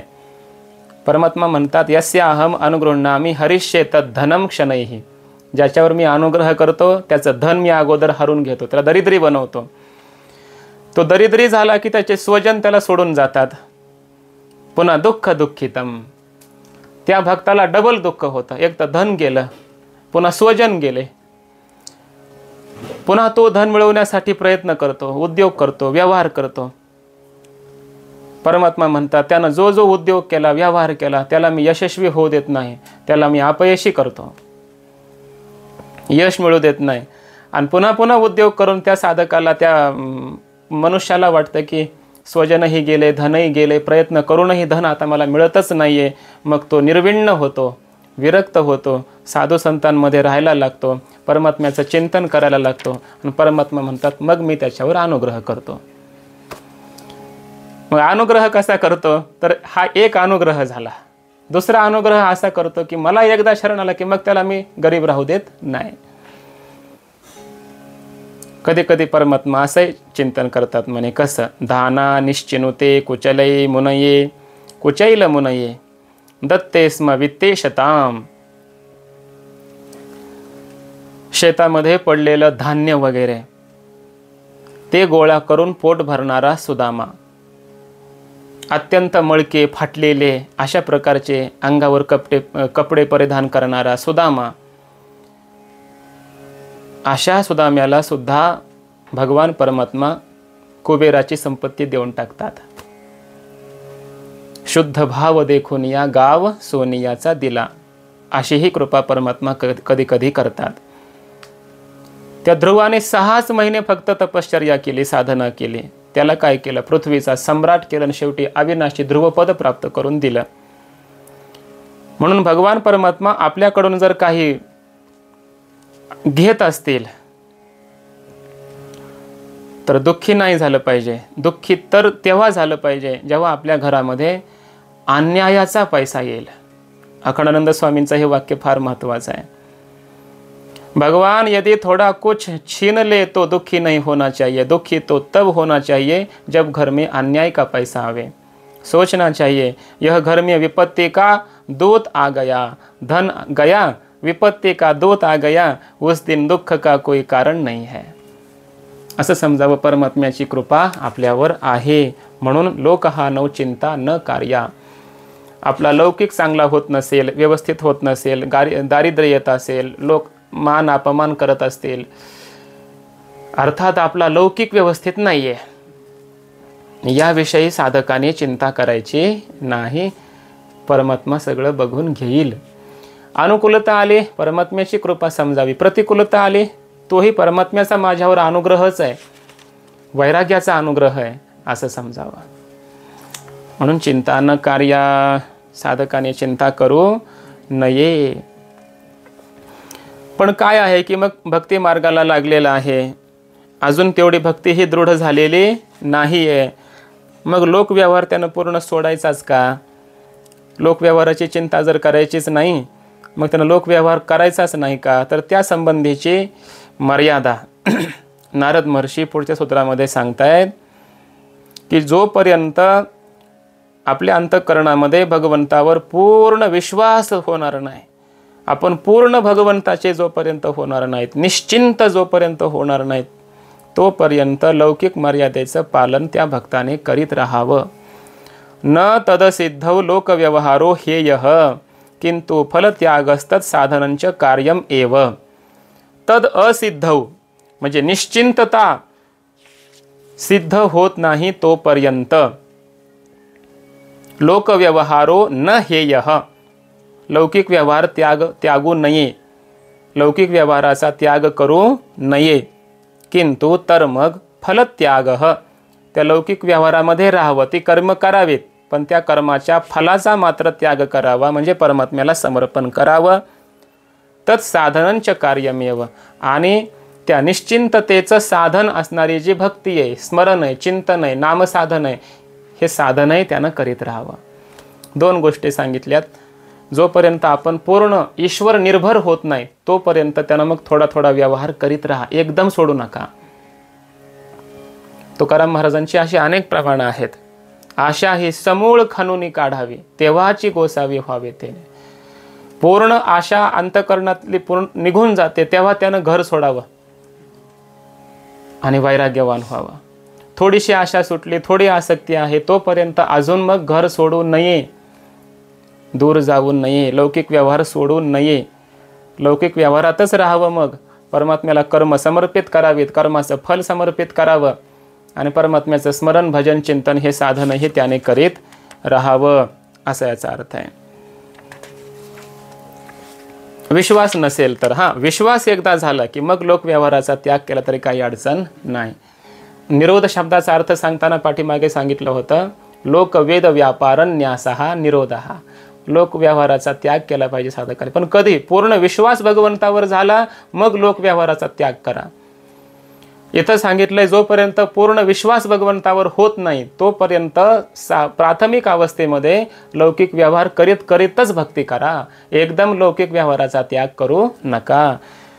आणि भजन मात्र सोडू नका, सतत परमात्मा चिंतन करीत राहा. कामामध्ये काम, काही म्हणा राम राम, जाईल भवश्रम, सुख होईल दुःखाचे, अशा प्रकारचं साधन करीत राहा. अजून काय करू नका. लौकिक व्यवहार मग करायचा आहे. लोकव्यवहारामध्ये राहत असताना काय करावं, काय करू नये, तर सांगतायत स्त्री धन नास्तिक चरितम न श्रवणीयम न श्रवणीयम. स्त्री चरित्र, धनचरित्र, नास्तिकाचं चरित्र आणि एक पाठभेद आहे वैरी चरित्र, म्हणजे शत्रूचं चरित्र कधीही ऐकू नका, ऐकू नका, असा याचा अर्थ आहे. काय होतं इथं, स्त्रियांचं चरित्र ऐकू नका असं जे म्हटलंय त्याचा भाव स्वामीजींनी सांगितलाय, स्त्रीचं कामवर्धक चरित्र ऐकू नका, असं चरित्र ऐकू नका की जेणेकरून अंतःकरणामध्ये काम निर्माण होईल, त्या चरित्राचा इथं निषेध केलेला आहे. ज्या स्त्रियांच्या अंतःकरणामध्ये भगवंताविषयी प्रेम आहे, अर्थात भगवान कपिलदेवांची माता आहे, देवहूती, शबरी माता, जानकीजी म्हणजे सीता माता, पार्वती माता, गोपिका यांचं चरित्र जे भगवंताचं स्मरण करविणारं आहे, असं चरित्र ऐकायला काही हरकत नाही. उलट हे नित्य मंगलमय चरित्र आहे. पण ज्या स्त्रियांचं चरित्र ऐकल्याच्या नंतर अंतःकरणात कामभाव निर्माण होईल, काम उद्दीप्त होईल, असं स्त्रीचं चरित्र पुरुषांनी, साधकांनी, भक्तांनी ऐकू नये. आणि स्त्रियांनी सुद्धा पुरुषांचं ते चरित्र ऐकू नये की जे चरित्र स्त्रियांच्या अंतःकरणामध्ये काम निर्माण करून देईल. कामवर्धक चरित्राचा निषेध केलेला आहे, प्रेमवर्धक चरित्राचा निषेध केलेला नाही, असा याचा अर्थ आहे. बरं, नास्तिकाच धनाचं चरित्र आपण ऐकलं, धनासंबंधी चर्चा जर आपण ऐकली तर अंतःकरणामध्ये लोभ निर्माण होऊ शकतो. लोभ निर्माण झाला की आपली संसाराकडे प्रवृत्ती होते, मिळवण्याकडे, परमात्म्यापासून आपण दूर जातो. आणि नास्तिकाची चर्चा ऐकली, चरित्र ऐकलं की अंतःकरणामध्ये क्रोध निर्माण होतं. आणि क्रोध हे मग स्त्री चरित्र ऐकलं काम, धनाची चर्चा ऐकली लोभ, आणि नास्तिकांचं चरित्र ऐकलं क्रोध, काम, क्रोध, लोभ. आणि हे तीनही नरकाची द्वार आहेत. त्रिविधम नरकस्येदम द्वारम नाशनम आत्मनः कामः क्रोध तथा लोभस्तस्मादेतत्रयम त्यजेत असं म्हटलंय. म्हणून स्त्रियांचं कामवर्धक चरित्र, धनाचं लोभवर्धक चरित्र, वैर्याचं किंवा नास्तिकाचं क्रोधवर्धक चरित्र न श्रवणीयम, ऐकू नका, ऐकू नका. त्यामुळे काय होईल, तुमची प्रवृत्ती मग संसाराकडे होईल, हे विकार वाढतील आणि नरकाची प्राप्ती होऊ शकते शेवटी. म्हणून साधकाने सावधान राहिलं पाहिजे. इथं ऐकू नका असं म्हटलंय, न श्रवणीयम, याचा अर्थ न वर्णनीयम असाही करा. वर्णन केलं तर ते ऐकावं लागेल ना पुढच्यांना, जेणेकरून साधकांनी, म्हणजे हे श्रोत्यांसाठी खरं तर सांगितलेलं आहे, श्रोत्यांनी अशी कीर्तनं ऐकावेत की ज्या कीर्तनामध्ये स्त्री धन नास्तिकाचं चरित्र वर्णन केलं जात नाही. कारण नारद महर्षी स्वतः सांगतायत, स्त्री धन नास्तिक चरित्रम न श्रवणीयम. स्त्री चरित्र की जे कामवर्धक आहे, धनचरित्र जे लोभवर्धक आहे, आणि नास्तिक चरित्र जे क्रोधवर्धक आहे, हे ऐकू नका. आणि याचा अर्थ असं सांगणाऱ्यांना बोलवू नका, अशा कीर्तनकारांची कीर्तनं ठेवू नका. हे सुद्धा एक प्रकारचं व्यंजनेने नारद महर्षींनी सुचवलेलं आहे श्रोत्यांना. आणि कीर्तनकारांना सुद्धा ही सूचना दिलेली आहे की बाबांनो, जेणेकरून श्रोत्यांना हे चरित्र ऐकावं लागणार नाही असं वर्णन करा. म्हणजे कीर्तनामध्ये स्त्री धन नास्तिक यांचं चरित्र वर्णन करू नकाच. डबल पाप भोगू नका. एकतर तुम्ही वर्णन केलं हे तुम्हाला पाप, तुमच्या अंतःकरणात काम क्रोध लोभाची प्राप्ती, आणि तुम्ही ऐकवलं श्रोत्यांना त्याचं डबल पाप. आणि श्रोत्यांनाही डबल पाप, कारण त्यांनी स्वतः ऐकलं आणि असंच ऐकविणाऱ्यांना बोलवलं, त्यांनाही डबल पाप आहे. म्हणून वक्त्याने आणि श्रोत्याने यांचं चरित्र सांगू नये आणि ऐकू नये, अशा प्रकारचा आदेश आहे नारद महर्षींचा. कारण ही गादी कोणाची आहे, कीर्तनाची गादी ही नारद मुनींची आहे. आणि नारदांनी सांगितलंय, या गादीवर उभं राहणाऱ्यांनो सावधान. अशा प्रकारचं वर्णन होता कामा नये.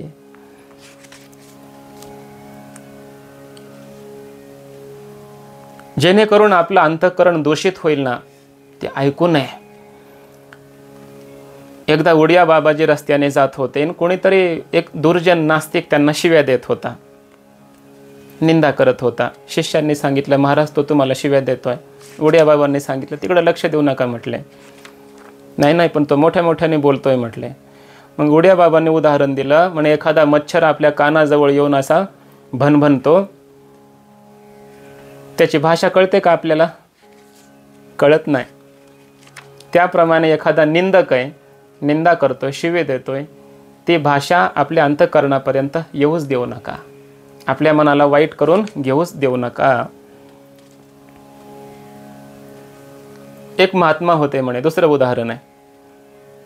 त्यांनी काय केलं, संसाराचा वगैरे त्याग केलेला होता, अरण्यामध्ये राहून, तीर्थक्षेत्रामध्ये राहून, साधू संतांमध्ये राहून भजन कीर्तन चिंतन करत होते. एकदा असं झालं की त्यांच्या सासूरवाडीच्या लोकांनी त्यांना बोलवलं, खूप आग्रह केला त्या गावामध्ये. गेले ते, आग्रह बुद्ध हे फलम अनाग्रह. महात्मा गेले त्या गावामध्ये, त्या घरी गेले, ज्या घरी ह्यांची पत्नी राहत होती सासरवाडी, तिथं गेले घरी, त्यांचा आदर सत्कार घ्यायला लागले. तिथं एक ब्राह्मण आला आणि तो ब्राह्मण यांना नाही नाही त्या शब्दात बोलायला लागला, निंदा करायला लागला, शिव्या द्यायला लागला. तुम्ही कसले साधू आलेत, तुम्ही आता संन्यास घेतला, साधू झाले, महात्मा झाले, घरदार सोडून गेलेत आणि सासरवाडीमध्ये पुन्हा आले, पूर्व आश्रमामध्ये येऊन तुम्ही या ठिकाणी या सोयरे धायरे संबंधी या लोकांबरोबर चर्चा करत बसले, त्यांचा मान सन्मान घ्यायला लागले. तुम्ही कसले साधू आले, तुम्ही कसले संत आले, तुम्ही लोभी आहे, तुम्ही विकारी आहे, तुम्ही कामनासक्त आहात. जर तुमच्यामध्ये ही कामना होती, आसक्ती होती, तर तुम्ही का सोडला संसार, कशाला गेले तिकडं, मग का संन्यास घेतला, असं तो कितीही बोलायला लागला तो ब्राह्मण. त्या महात्म्यानं शांत ऐकून घेतलं. बोलून किती वेळ बोलणार आहे ब्राह्मण, बोलून बोलून शांत झाला.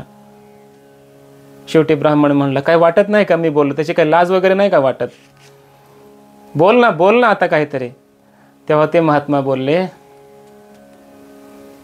म्हटले मी खूप ध्यान देऊन तुम्ही बोललेलं ऐकत होतो. ऐकत हे होतो की एखादा तुम्ही माझ्यातला असा दोष सांगाल की जो मला माहिती नाही.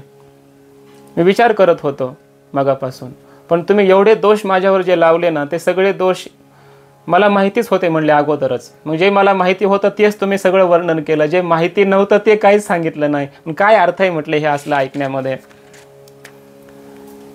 त्यांना काही त्याचं वाईट वाटलं नाही, असा याचा अर्थ आहे. आणखी एक उदाहरण देता येईल. एकदा भगवान बुद्धांना एका नास्तिकाने शिव्या द्यायला सुरू केलं. शिव्या देऊन देऊन तो शांत झाला. तोही असंच म्हणायला लागला भगवान बुद्धांना की गौतम बुद्धांना, काही वाटत नाही तुम्हाला याचं बोलण्याचं, ऐकून काही वाईट नाही वाटलं का? तेव्हा गौतम बुद्ध बोलले, एक मला प्रश्नाचं उत्तर दे म्हटलंय. जर एखादी वस्तू तू मला दिलीस आणि ती वस्तू जर मी स्वीकारली नाही तर ती कोणाकडे राहील? तो म्हटला माझ्याकडेच राहील. गौतम बुद्धाने सांगितलं, तू आता ज्या मला शिव्या दिल्यास त्या मी घेतल्या नाहीत, विषय संपला. ते कोणाकडे राहतील? त्याच्याकडेच राहतील. घेतलेच नाहीत मी. तू दिल्यास पण मी घेतल्या का? घेतल्याच नाहीत. त्या पत्राचं असंच सांगतात बघा. एखादं पत्र जर आपण पाठवलं ना कुणाला, पाठवायच्या पत्त्यावर पाठवलं, तिथं जर ते कोणी नाही समजा, तर ते पत्र काय पुन्हा वापस येतं. ज्याने पाठवलंय त्या पत्त्यावर ते पत्र वापस येत असतं. तसं एखाद्या वाईट मनुष्याने शिव्या दिल्या, निंदा केली, वाईट शब्द आपल्या संबंधानं उच्चारले, ते आपल्यापर्यंत येतील. आपण ग्रहणच केले नाही, घेतलेच नाही ते शब्द, अंतःकरणामध्ये काही विकारच उत्पन्न झाला नाही, तर ते शब्द पुन्हा वापस जातात, त्याच्याकडेच राहतात. असा विचार करावा.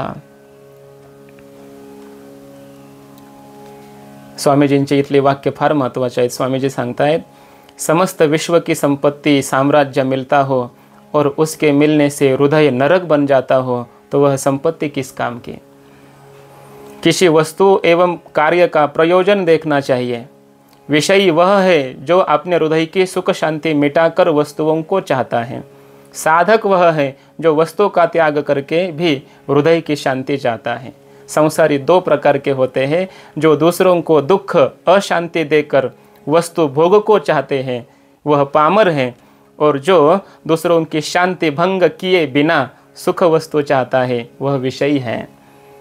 साधकों की विषय की चर्चा तथा विषय पुरुषों का संग त्याग देना चाहिए, क्योंकि संसारासक्त पुरुष रागपूर्वक चर्चा करेंगे तो अर्थ या काम की, धन की अथवा स्त्री की चर्चा करेंगे, और द्वेषपूर्वक अगर वो चर्चा करेंगे तो शत्रु की चर्चा करेंगे, और वो परमात्मा की चर्चा करेंगे तो ईश्वर के संबंध में संदेह बढ़ाने वाली ही बातें कर सकते हैं. अतः स्त्री, धन, शत्रु एवं नास्तिक की चर्चा तो भक्त को सुननी ही नहीं चाहिए. अजून काय करावं? पुढे नारद महर्षी सांगतायत, अभिमान दंभाधिकम त्याज्यम. अभिमान, दंभ इत्यादी विकारांचा भक्ताने त्याग करावा. अभिमान आपल्याकडे होऊ नये. कशाने अभिमान होतो? जन्म, ऐश्वर्य, श्रुत, श्री, भी, रेध, मान, मदह, पुमान, नैवार, हत्य, भिधातून वै त्वाम किंचन गोचरम. कुंती माता म्हणते भगवान श्रीकृष्णाला, देवा, ज्यांनी उच्च कुळामध्ये जन्म घेतला, मोठा अधिकार मिळवला, भरपूर अध्ययन केलं वेदशास्त्रादिकांचं, भरपूर धन वगैरे मिळवलं, त्यांना त्या सर्व गोष्टींचा अभिमान होतो. आणि ज्यांना असा अभिमान, अहंकार असतो ना, ते पुरुष अकिंचन अशा लोकांना सुद्धा दर्शन देणाऱ्या तुझ्या नामाचं चिंतन करण्याचे सुद्धा अधिकारी नसतात. अर्थात ज्यांना धनाचा, विद्येचा, कुळाचा वगैरे अभिमान आहे, भोगाचा, संपत्तीचा, ते भगवंताचं नामस्मरण करण्याचे सुद्धा अधिकारी खऱ्या अर्थाने नाहीत. म्हणजे नाम सुद्धा त्यांना पवित्र करू शकत नाही. का? अहंकारी आहेत, ते अभिमानी आहेत. पण भोग, अनेक प्रकारचे भोग मिळाले, मद होतो, अहंकार होतो एखाद्याला, माझ्यासारखा भोगी कोण आहे, मोठा कोण आहे. एखाद्याला कर्माचा अभिमान आहे, कर्तृत्वाचा, हे मी केलं, कोणी करू शकतं का असं. एखाद्याला विद्येचा अभिमान असतो, एवढं मी ज्ञान मिळवलं, विद्वत्ता मिळवली, आहे का कोणाकडे हे ज्ञान. एखाद्याला त्यागाचा अभिमान होतो, एवढा त्याग मी केला, कोणी करू शकतं का हा सर्व त्याग. आणि हा अभिमान झाला की त्या ठिकाणी प्रेम राहत नाही म्हणे, कारण अभिमान आणि प्रेम दोघं एकत्र राहत नाहीत.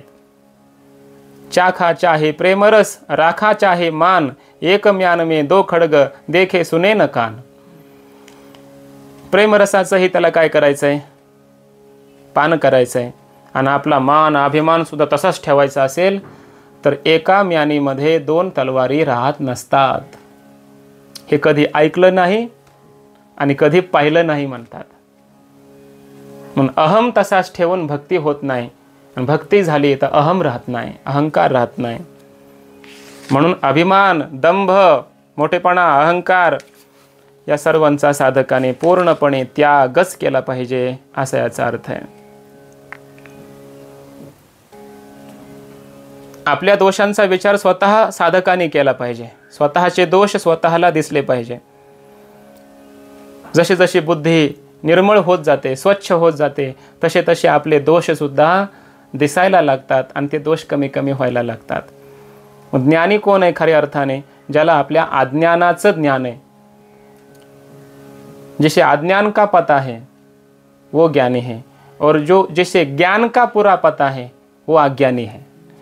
अर्थात ज्याला ज्ञान, मला ज्ञान झालं असं वाटायला लागलं, तो अज्ञानी आहे. आणि माझं अज्ञान गेलं असं म्हणत असेल तर तो ज्ञानी आहे.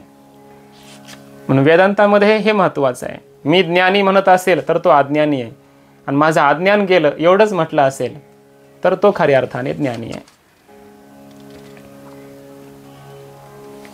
म्हणून अंतःकरण अशुद्ध जेणेकरून होईल अशा प्रकारचे हे अभिमान, दंभ हे विकार अंतःकरणात निर्माण न होऊ देणे, हे भक्तांनी केलं पाहिजे, प्रयत्नपूर्वक केलं पाहिजे. आणि त्याकरिता अजून काय करावं.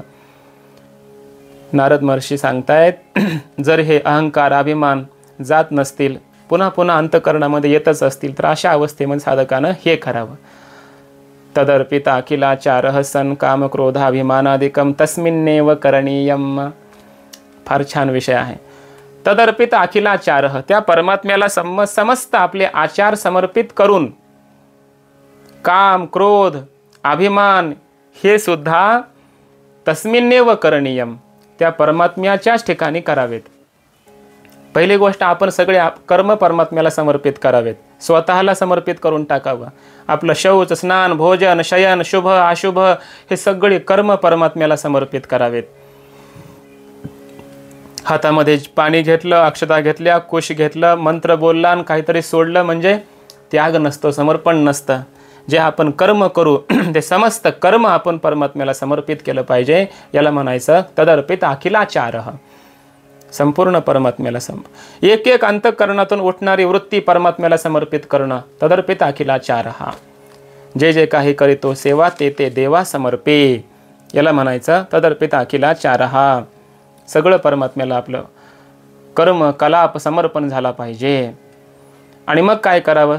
तस्मिन्नेव करणीयम, त्या परमात्म्याच्याच विषयी आपण काम, क्रोध, अभिमान करावेत. काम करायचं आहे, परमात्म्याला समर्पण करून टाका. काम क्रोध आम्ही वाहिले विठ्ठली. कबीर महाराजांनी एका ठिकाणी असं म्हटलंय, राम मेरे दुल्हा मै राम की दुल्हनिया. रामच माझे कोण आहेत, पती आहेत, आणि मी त्याची पत्नी आहे. तुकाराम महाराजांनी हे काम कुठं समर्पित केलं, देवालाच. हाची ने माता न फिरे माघारी, बैसले शेजारी गोविंदाचे, घररी घे झाले पट्टराणी बळे, वरिले सावळे परब्रह्म. ज्ञानोबाराय सुद्धा म्हणतात ना, दुरुळू आंबोला केला गे माये, त्या कृष्णाला मी माझा पती बनवला. म्हणजे काम परमात्म्याला समर्पित करा, असा याचा अर्थ आहे. क्रोधही परमात्म्याला समर्पित केला पाहिजे. क्रोध करायचा आहे, रागराग करायचा आहे, कुणाला करायचं, देवालाच रागराग करायचं, कुणाला करायचं नाही. एक भक्त काय झाला, देवाला रागवायला लागला, असं वर्णन आलेलं आहे.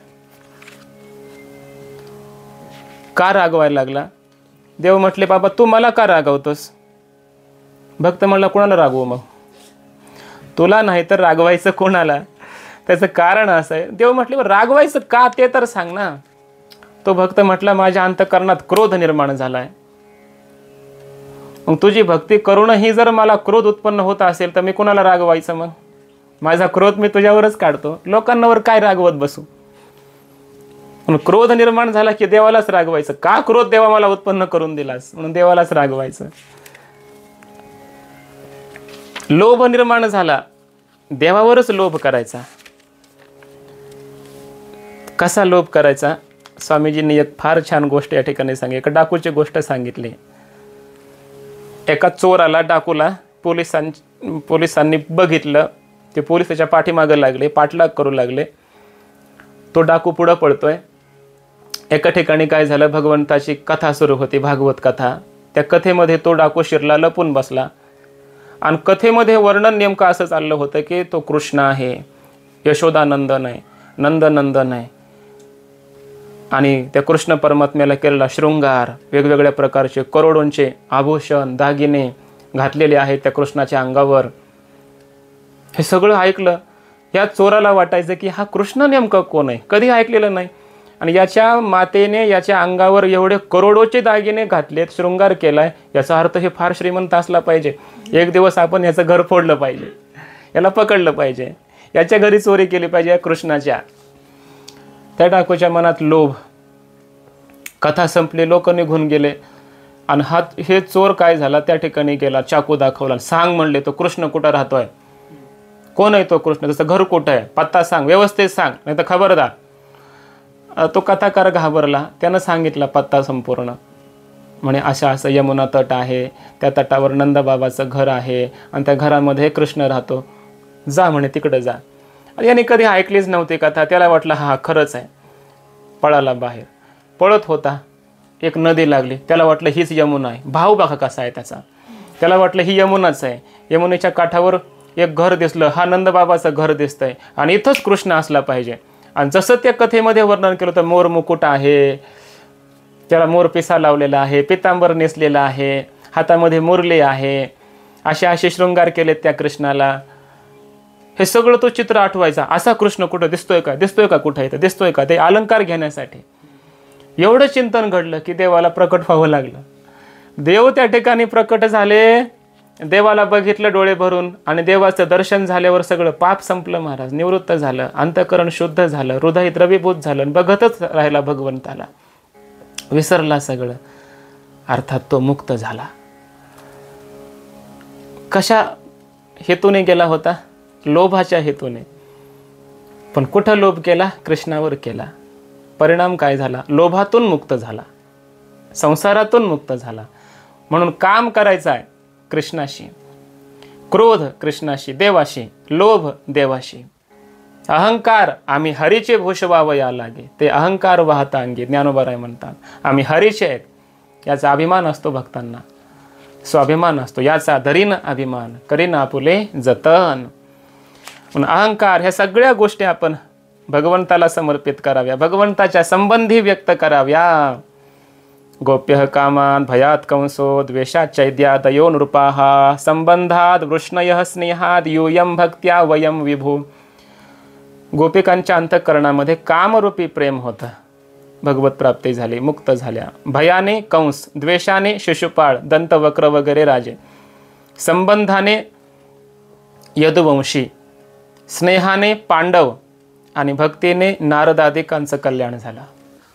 कुठला तरी संबंध आपण भगवंताशी लावावा, हे विकार परमात्म्याला आपण समर्पित करावेत, असा याचा अर्थ आहे. आणि मग काय होतं? परमात्म्याची प्राप्ती होत असते. काम क्रोध यांचा आपण त्याग नाही करू शकत ना, मग समर्पण करा, देवाकडे लावा. यांना योग्य वळण द्या. पाणी अडवू शकत नाही महाराज आपण. नदीचं, नाल्याचं किंवा शेतामध्ये आलेलं पाणी आपण मोटरचं जे सोडतो, त्याला आपण जर बांधून अडवायचा प्रयत्न केला, अडवू शकत नाही. तळे सुद्धा मोठे मोठे बांधतात, ते पाणी पूर्ण अडवू शकतो का आपण? नाही, सांडवा काढून देतात. तसं हे विकार अडवायचे आणि त्याला एक सांडवा काढून त्याला परमात्म्याकडे लावून द्यायचं. पूर्ण आपण त्याचा निरोध नाही करू शकत या विकारांचा. जिवंत असेपर्यंत हे विकार आपल्या अंतःकरणात राहतातच. यांचा विषय बदला. यांची दिशा बदला, ह्याला परमात्म्याकडे लावून टाका. हा उपाय सांगतायत नारद महर्षी. काम क्रोधाभिमानादिकम तस्मिन नेव करणीयम. एकदा उडिया बाबाजींनी क्रोध केला म्हणे. कसा केला? काही भक्तजन भजन करत होते, कीर्तन करत होते. 2-3 तास भजन झालं, तेही कीर्तनात बसलेलेच होते. एकाएकीच त्यांना राग आला, उठले, राग करायला लागले. बंद करा हे तुमचं भजन म्हटले. कुठे आहे तो ईश्वर ज्याचं भजन करता तुम्ही? कुठे आहे? दाखवा मला तो. भजन करून करून तुम्ही ती मृदंग फुटायला लागले, टाळ फुटायला लागले. इतका वेळ झाला तुम्ही ती वाजवताय सगळी वाद्य, हे रात्रंदिवस तुमचं भजन चाललेलं आहे. दाखवा कुठं आहे तुमचा ईश्वर ते. काय भजन त्याचं करता तुम्ही? काय करू नका, चला इथून. असं एकदम रागावले. ते उडिया बाबा होते, मोठे संत महात्मा होते. एकदम असं बोलायला लागले. आश्चर्य वाटलं सगळ्यांना. आज बाबा असं कसं काय बोलतायत, रागावले कसं काय? त्या ठिकाणी मगाशी सांगितले ते कोकिल साई नावाचे महात्मे आले होते. त्यांच्या ध्यानात आलं आणि ते जवळ आले उडिया बाबाच्या आणि त्यांना म्हणायला लागले, आज आपकी ईश्वर के साथ कोई लड़ाई हुई है क्या? देवाबरोबर तुमचं काही भांडण झालंय का आज म्हटले. मग उडिया बाबांनी सांगितलं, मैं आज अस्पताल गया था, वहाँ पर पड़े रोगियों की वो पंक्ति, वो खाटों पर पड़े दुखी रोगियों को मैंने देखा, उनके विषय में मन में करुणा आई और ईश्वर पर क्रोध आया. क्या ईश्वर को दया नहीं आती? इतने रोगी यहाँ पर पड़े हैं और बैठे बैठे वो देख रहा है. क्रोध आया मुझे उस ईश्वर पर. आणि म्हणून उडिया बाबा त्याशी रागावली. त्याचं करू नका म्हटले भजन वगैरे, काही करत नाही तो. म्हणजे असा क्रोध केला तरी कुणावर करायचा? भगवंतावरच करायचा. काम, क्रोध, लोभ, अभिमान हे सर्व विकार आपण परमात्म्याला समर्पित करावेत. एक तर त्याग करा, नाही करणं झाला त्याग तर परमात्म्याकडे यांना लावा. हा उपाय नारद महर्षी या ठिकाणी सांगतायत. असा जर आपण उपाय केला तर परमात्म प्राप्ती होते, परमात्म्याची भक्ती आपल्या अंतःकरणामध्ये वाढायला लागते. या विकारांचा प्रतिबंध आपल्याला होत नाही, हे विकार अडवू शकत नाहीत असा याचा अर्थ आहे. म्हणून नारद महर्षी सांगतायत, तदर्पित अखिलाचारः सन्. परमात्म्याला संपूर्ण आचार समर्पित करून काम, क्रोध, अभिमान आदी हे सुद्धा परमात्म्याला समर्पण करा, त्याच्याकडेच यांनाही लावा, अशी साधना करा, असा आदेश, असा भक्तीसंबंधीचा उपदेश नारद महर्षींनी या ठिकाणी केलेला आहे. आता यानंतर सांगतायत की मागे जे 3 प्रकारची गौणी भक्ती सांगितली, ती भक्ती करून करून हळूहळू त्या भक्तीचा त्याग करून अंतःकरणामध्ये पराभक्ती, प्रेमस्वरूप अशा प्रकारची जी अनुरागात्मिका भक्ती आहे ती भक्ती प्राप्त करून घ्या. आणि मागे सांगितलंय त्याप्रमाणे सारखं देवाला रागवतच बसू नका.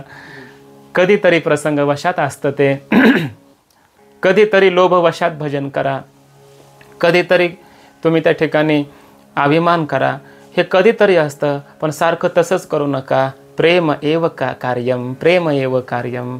भगवंतावर विशेष रूपाने मात्र प्रेमच करा, अशा प्रकारचा आदेश उपदेश पुढच्या सूत्रामध्ये देत आहेत. तो विषय आपण उद्या बघू. पुंडलिक वरदा हरी विठ्ठल. श्री ज्ञानदेव तुकाराम. माऊली ज्ञानेश्वर महाराज की जय.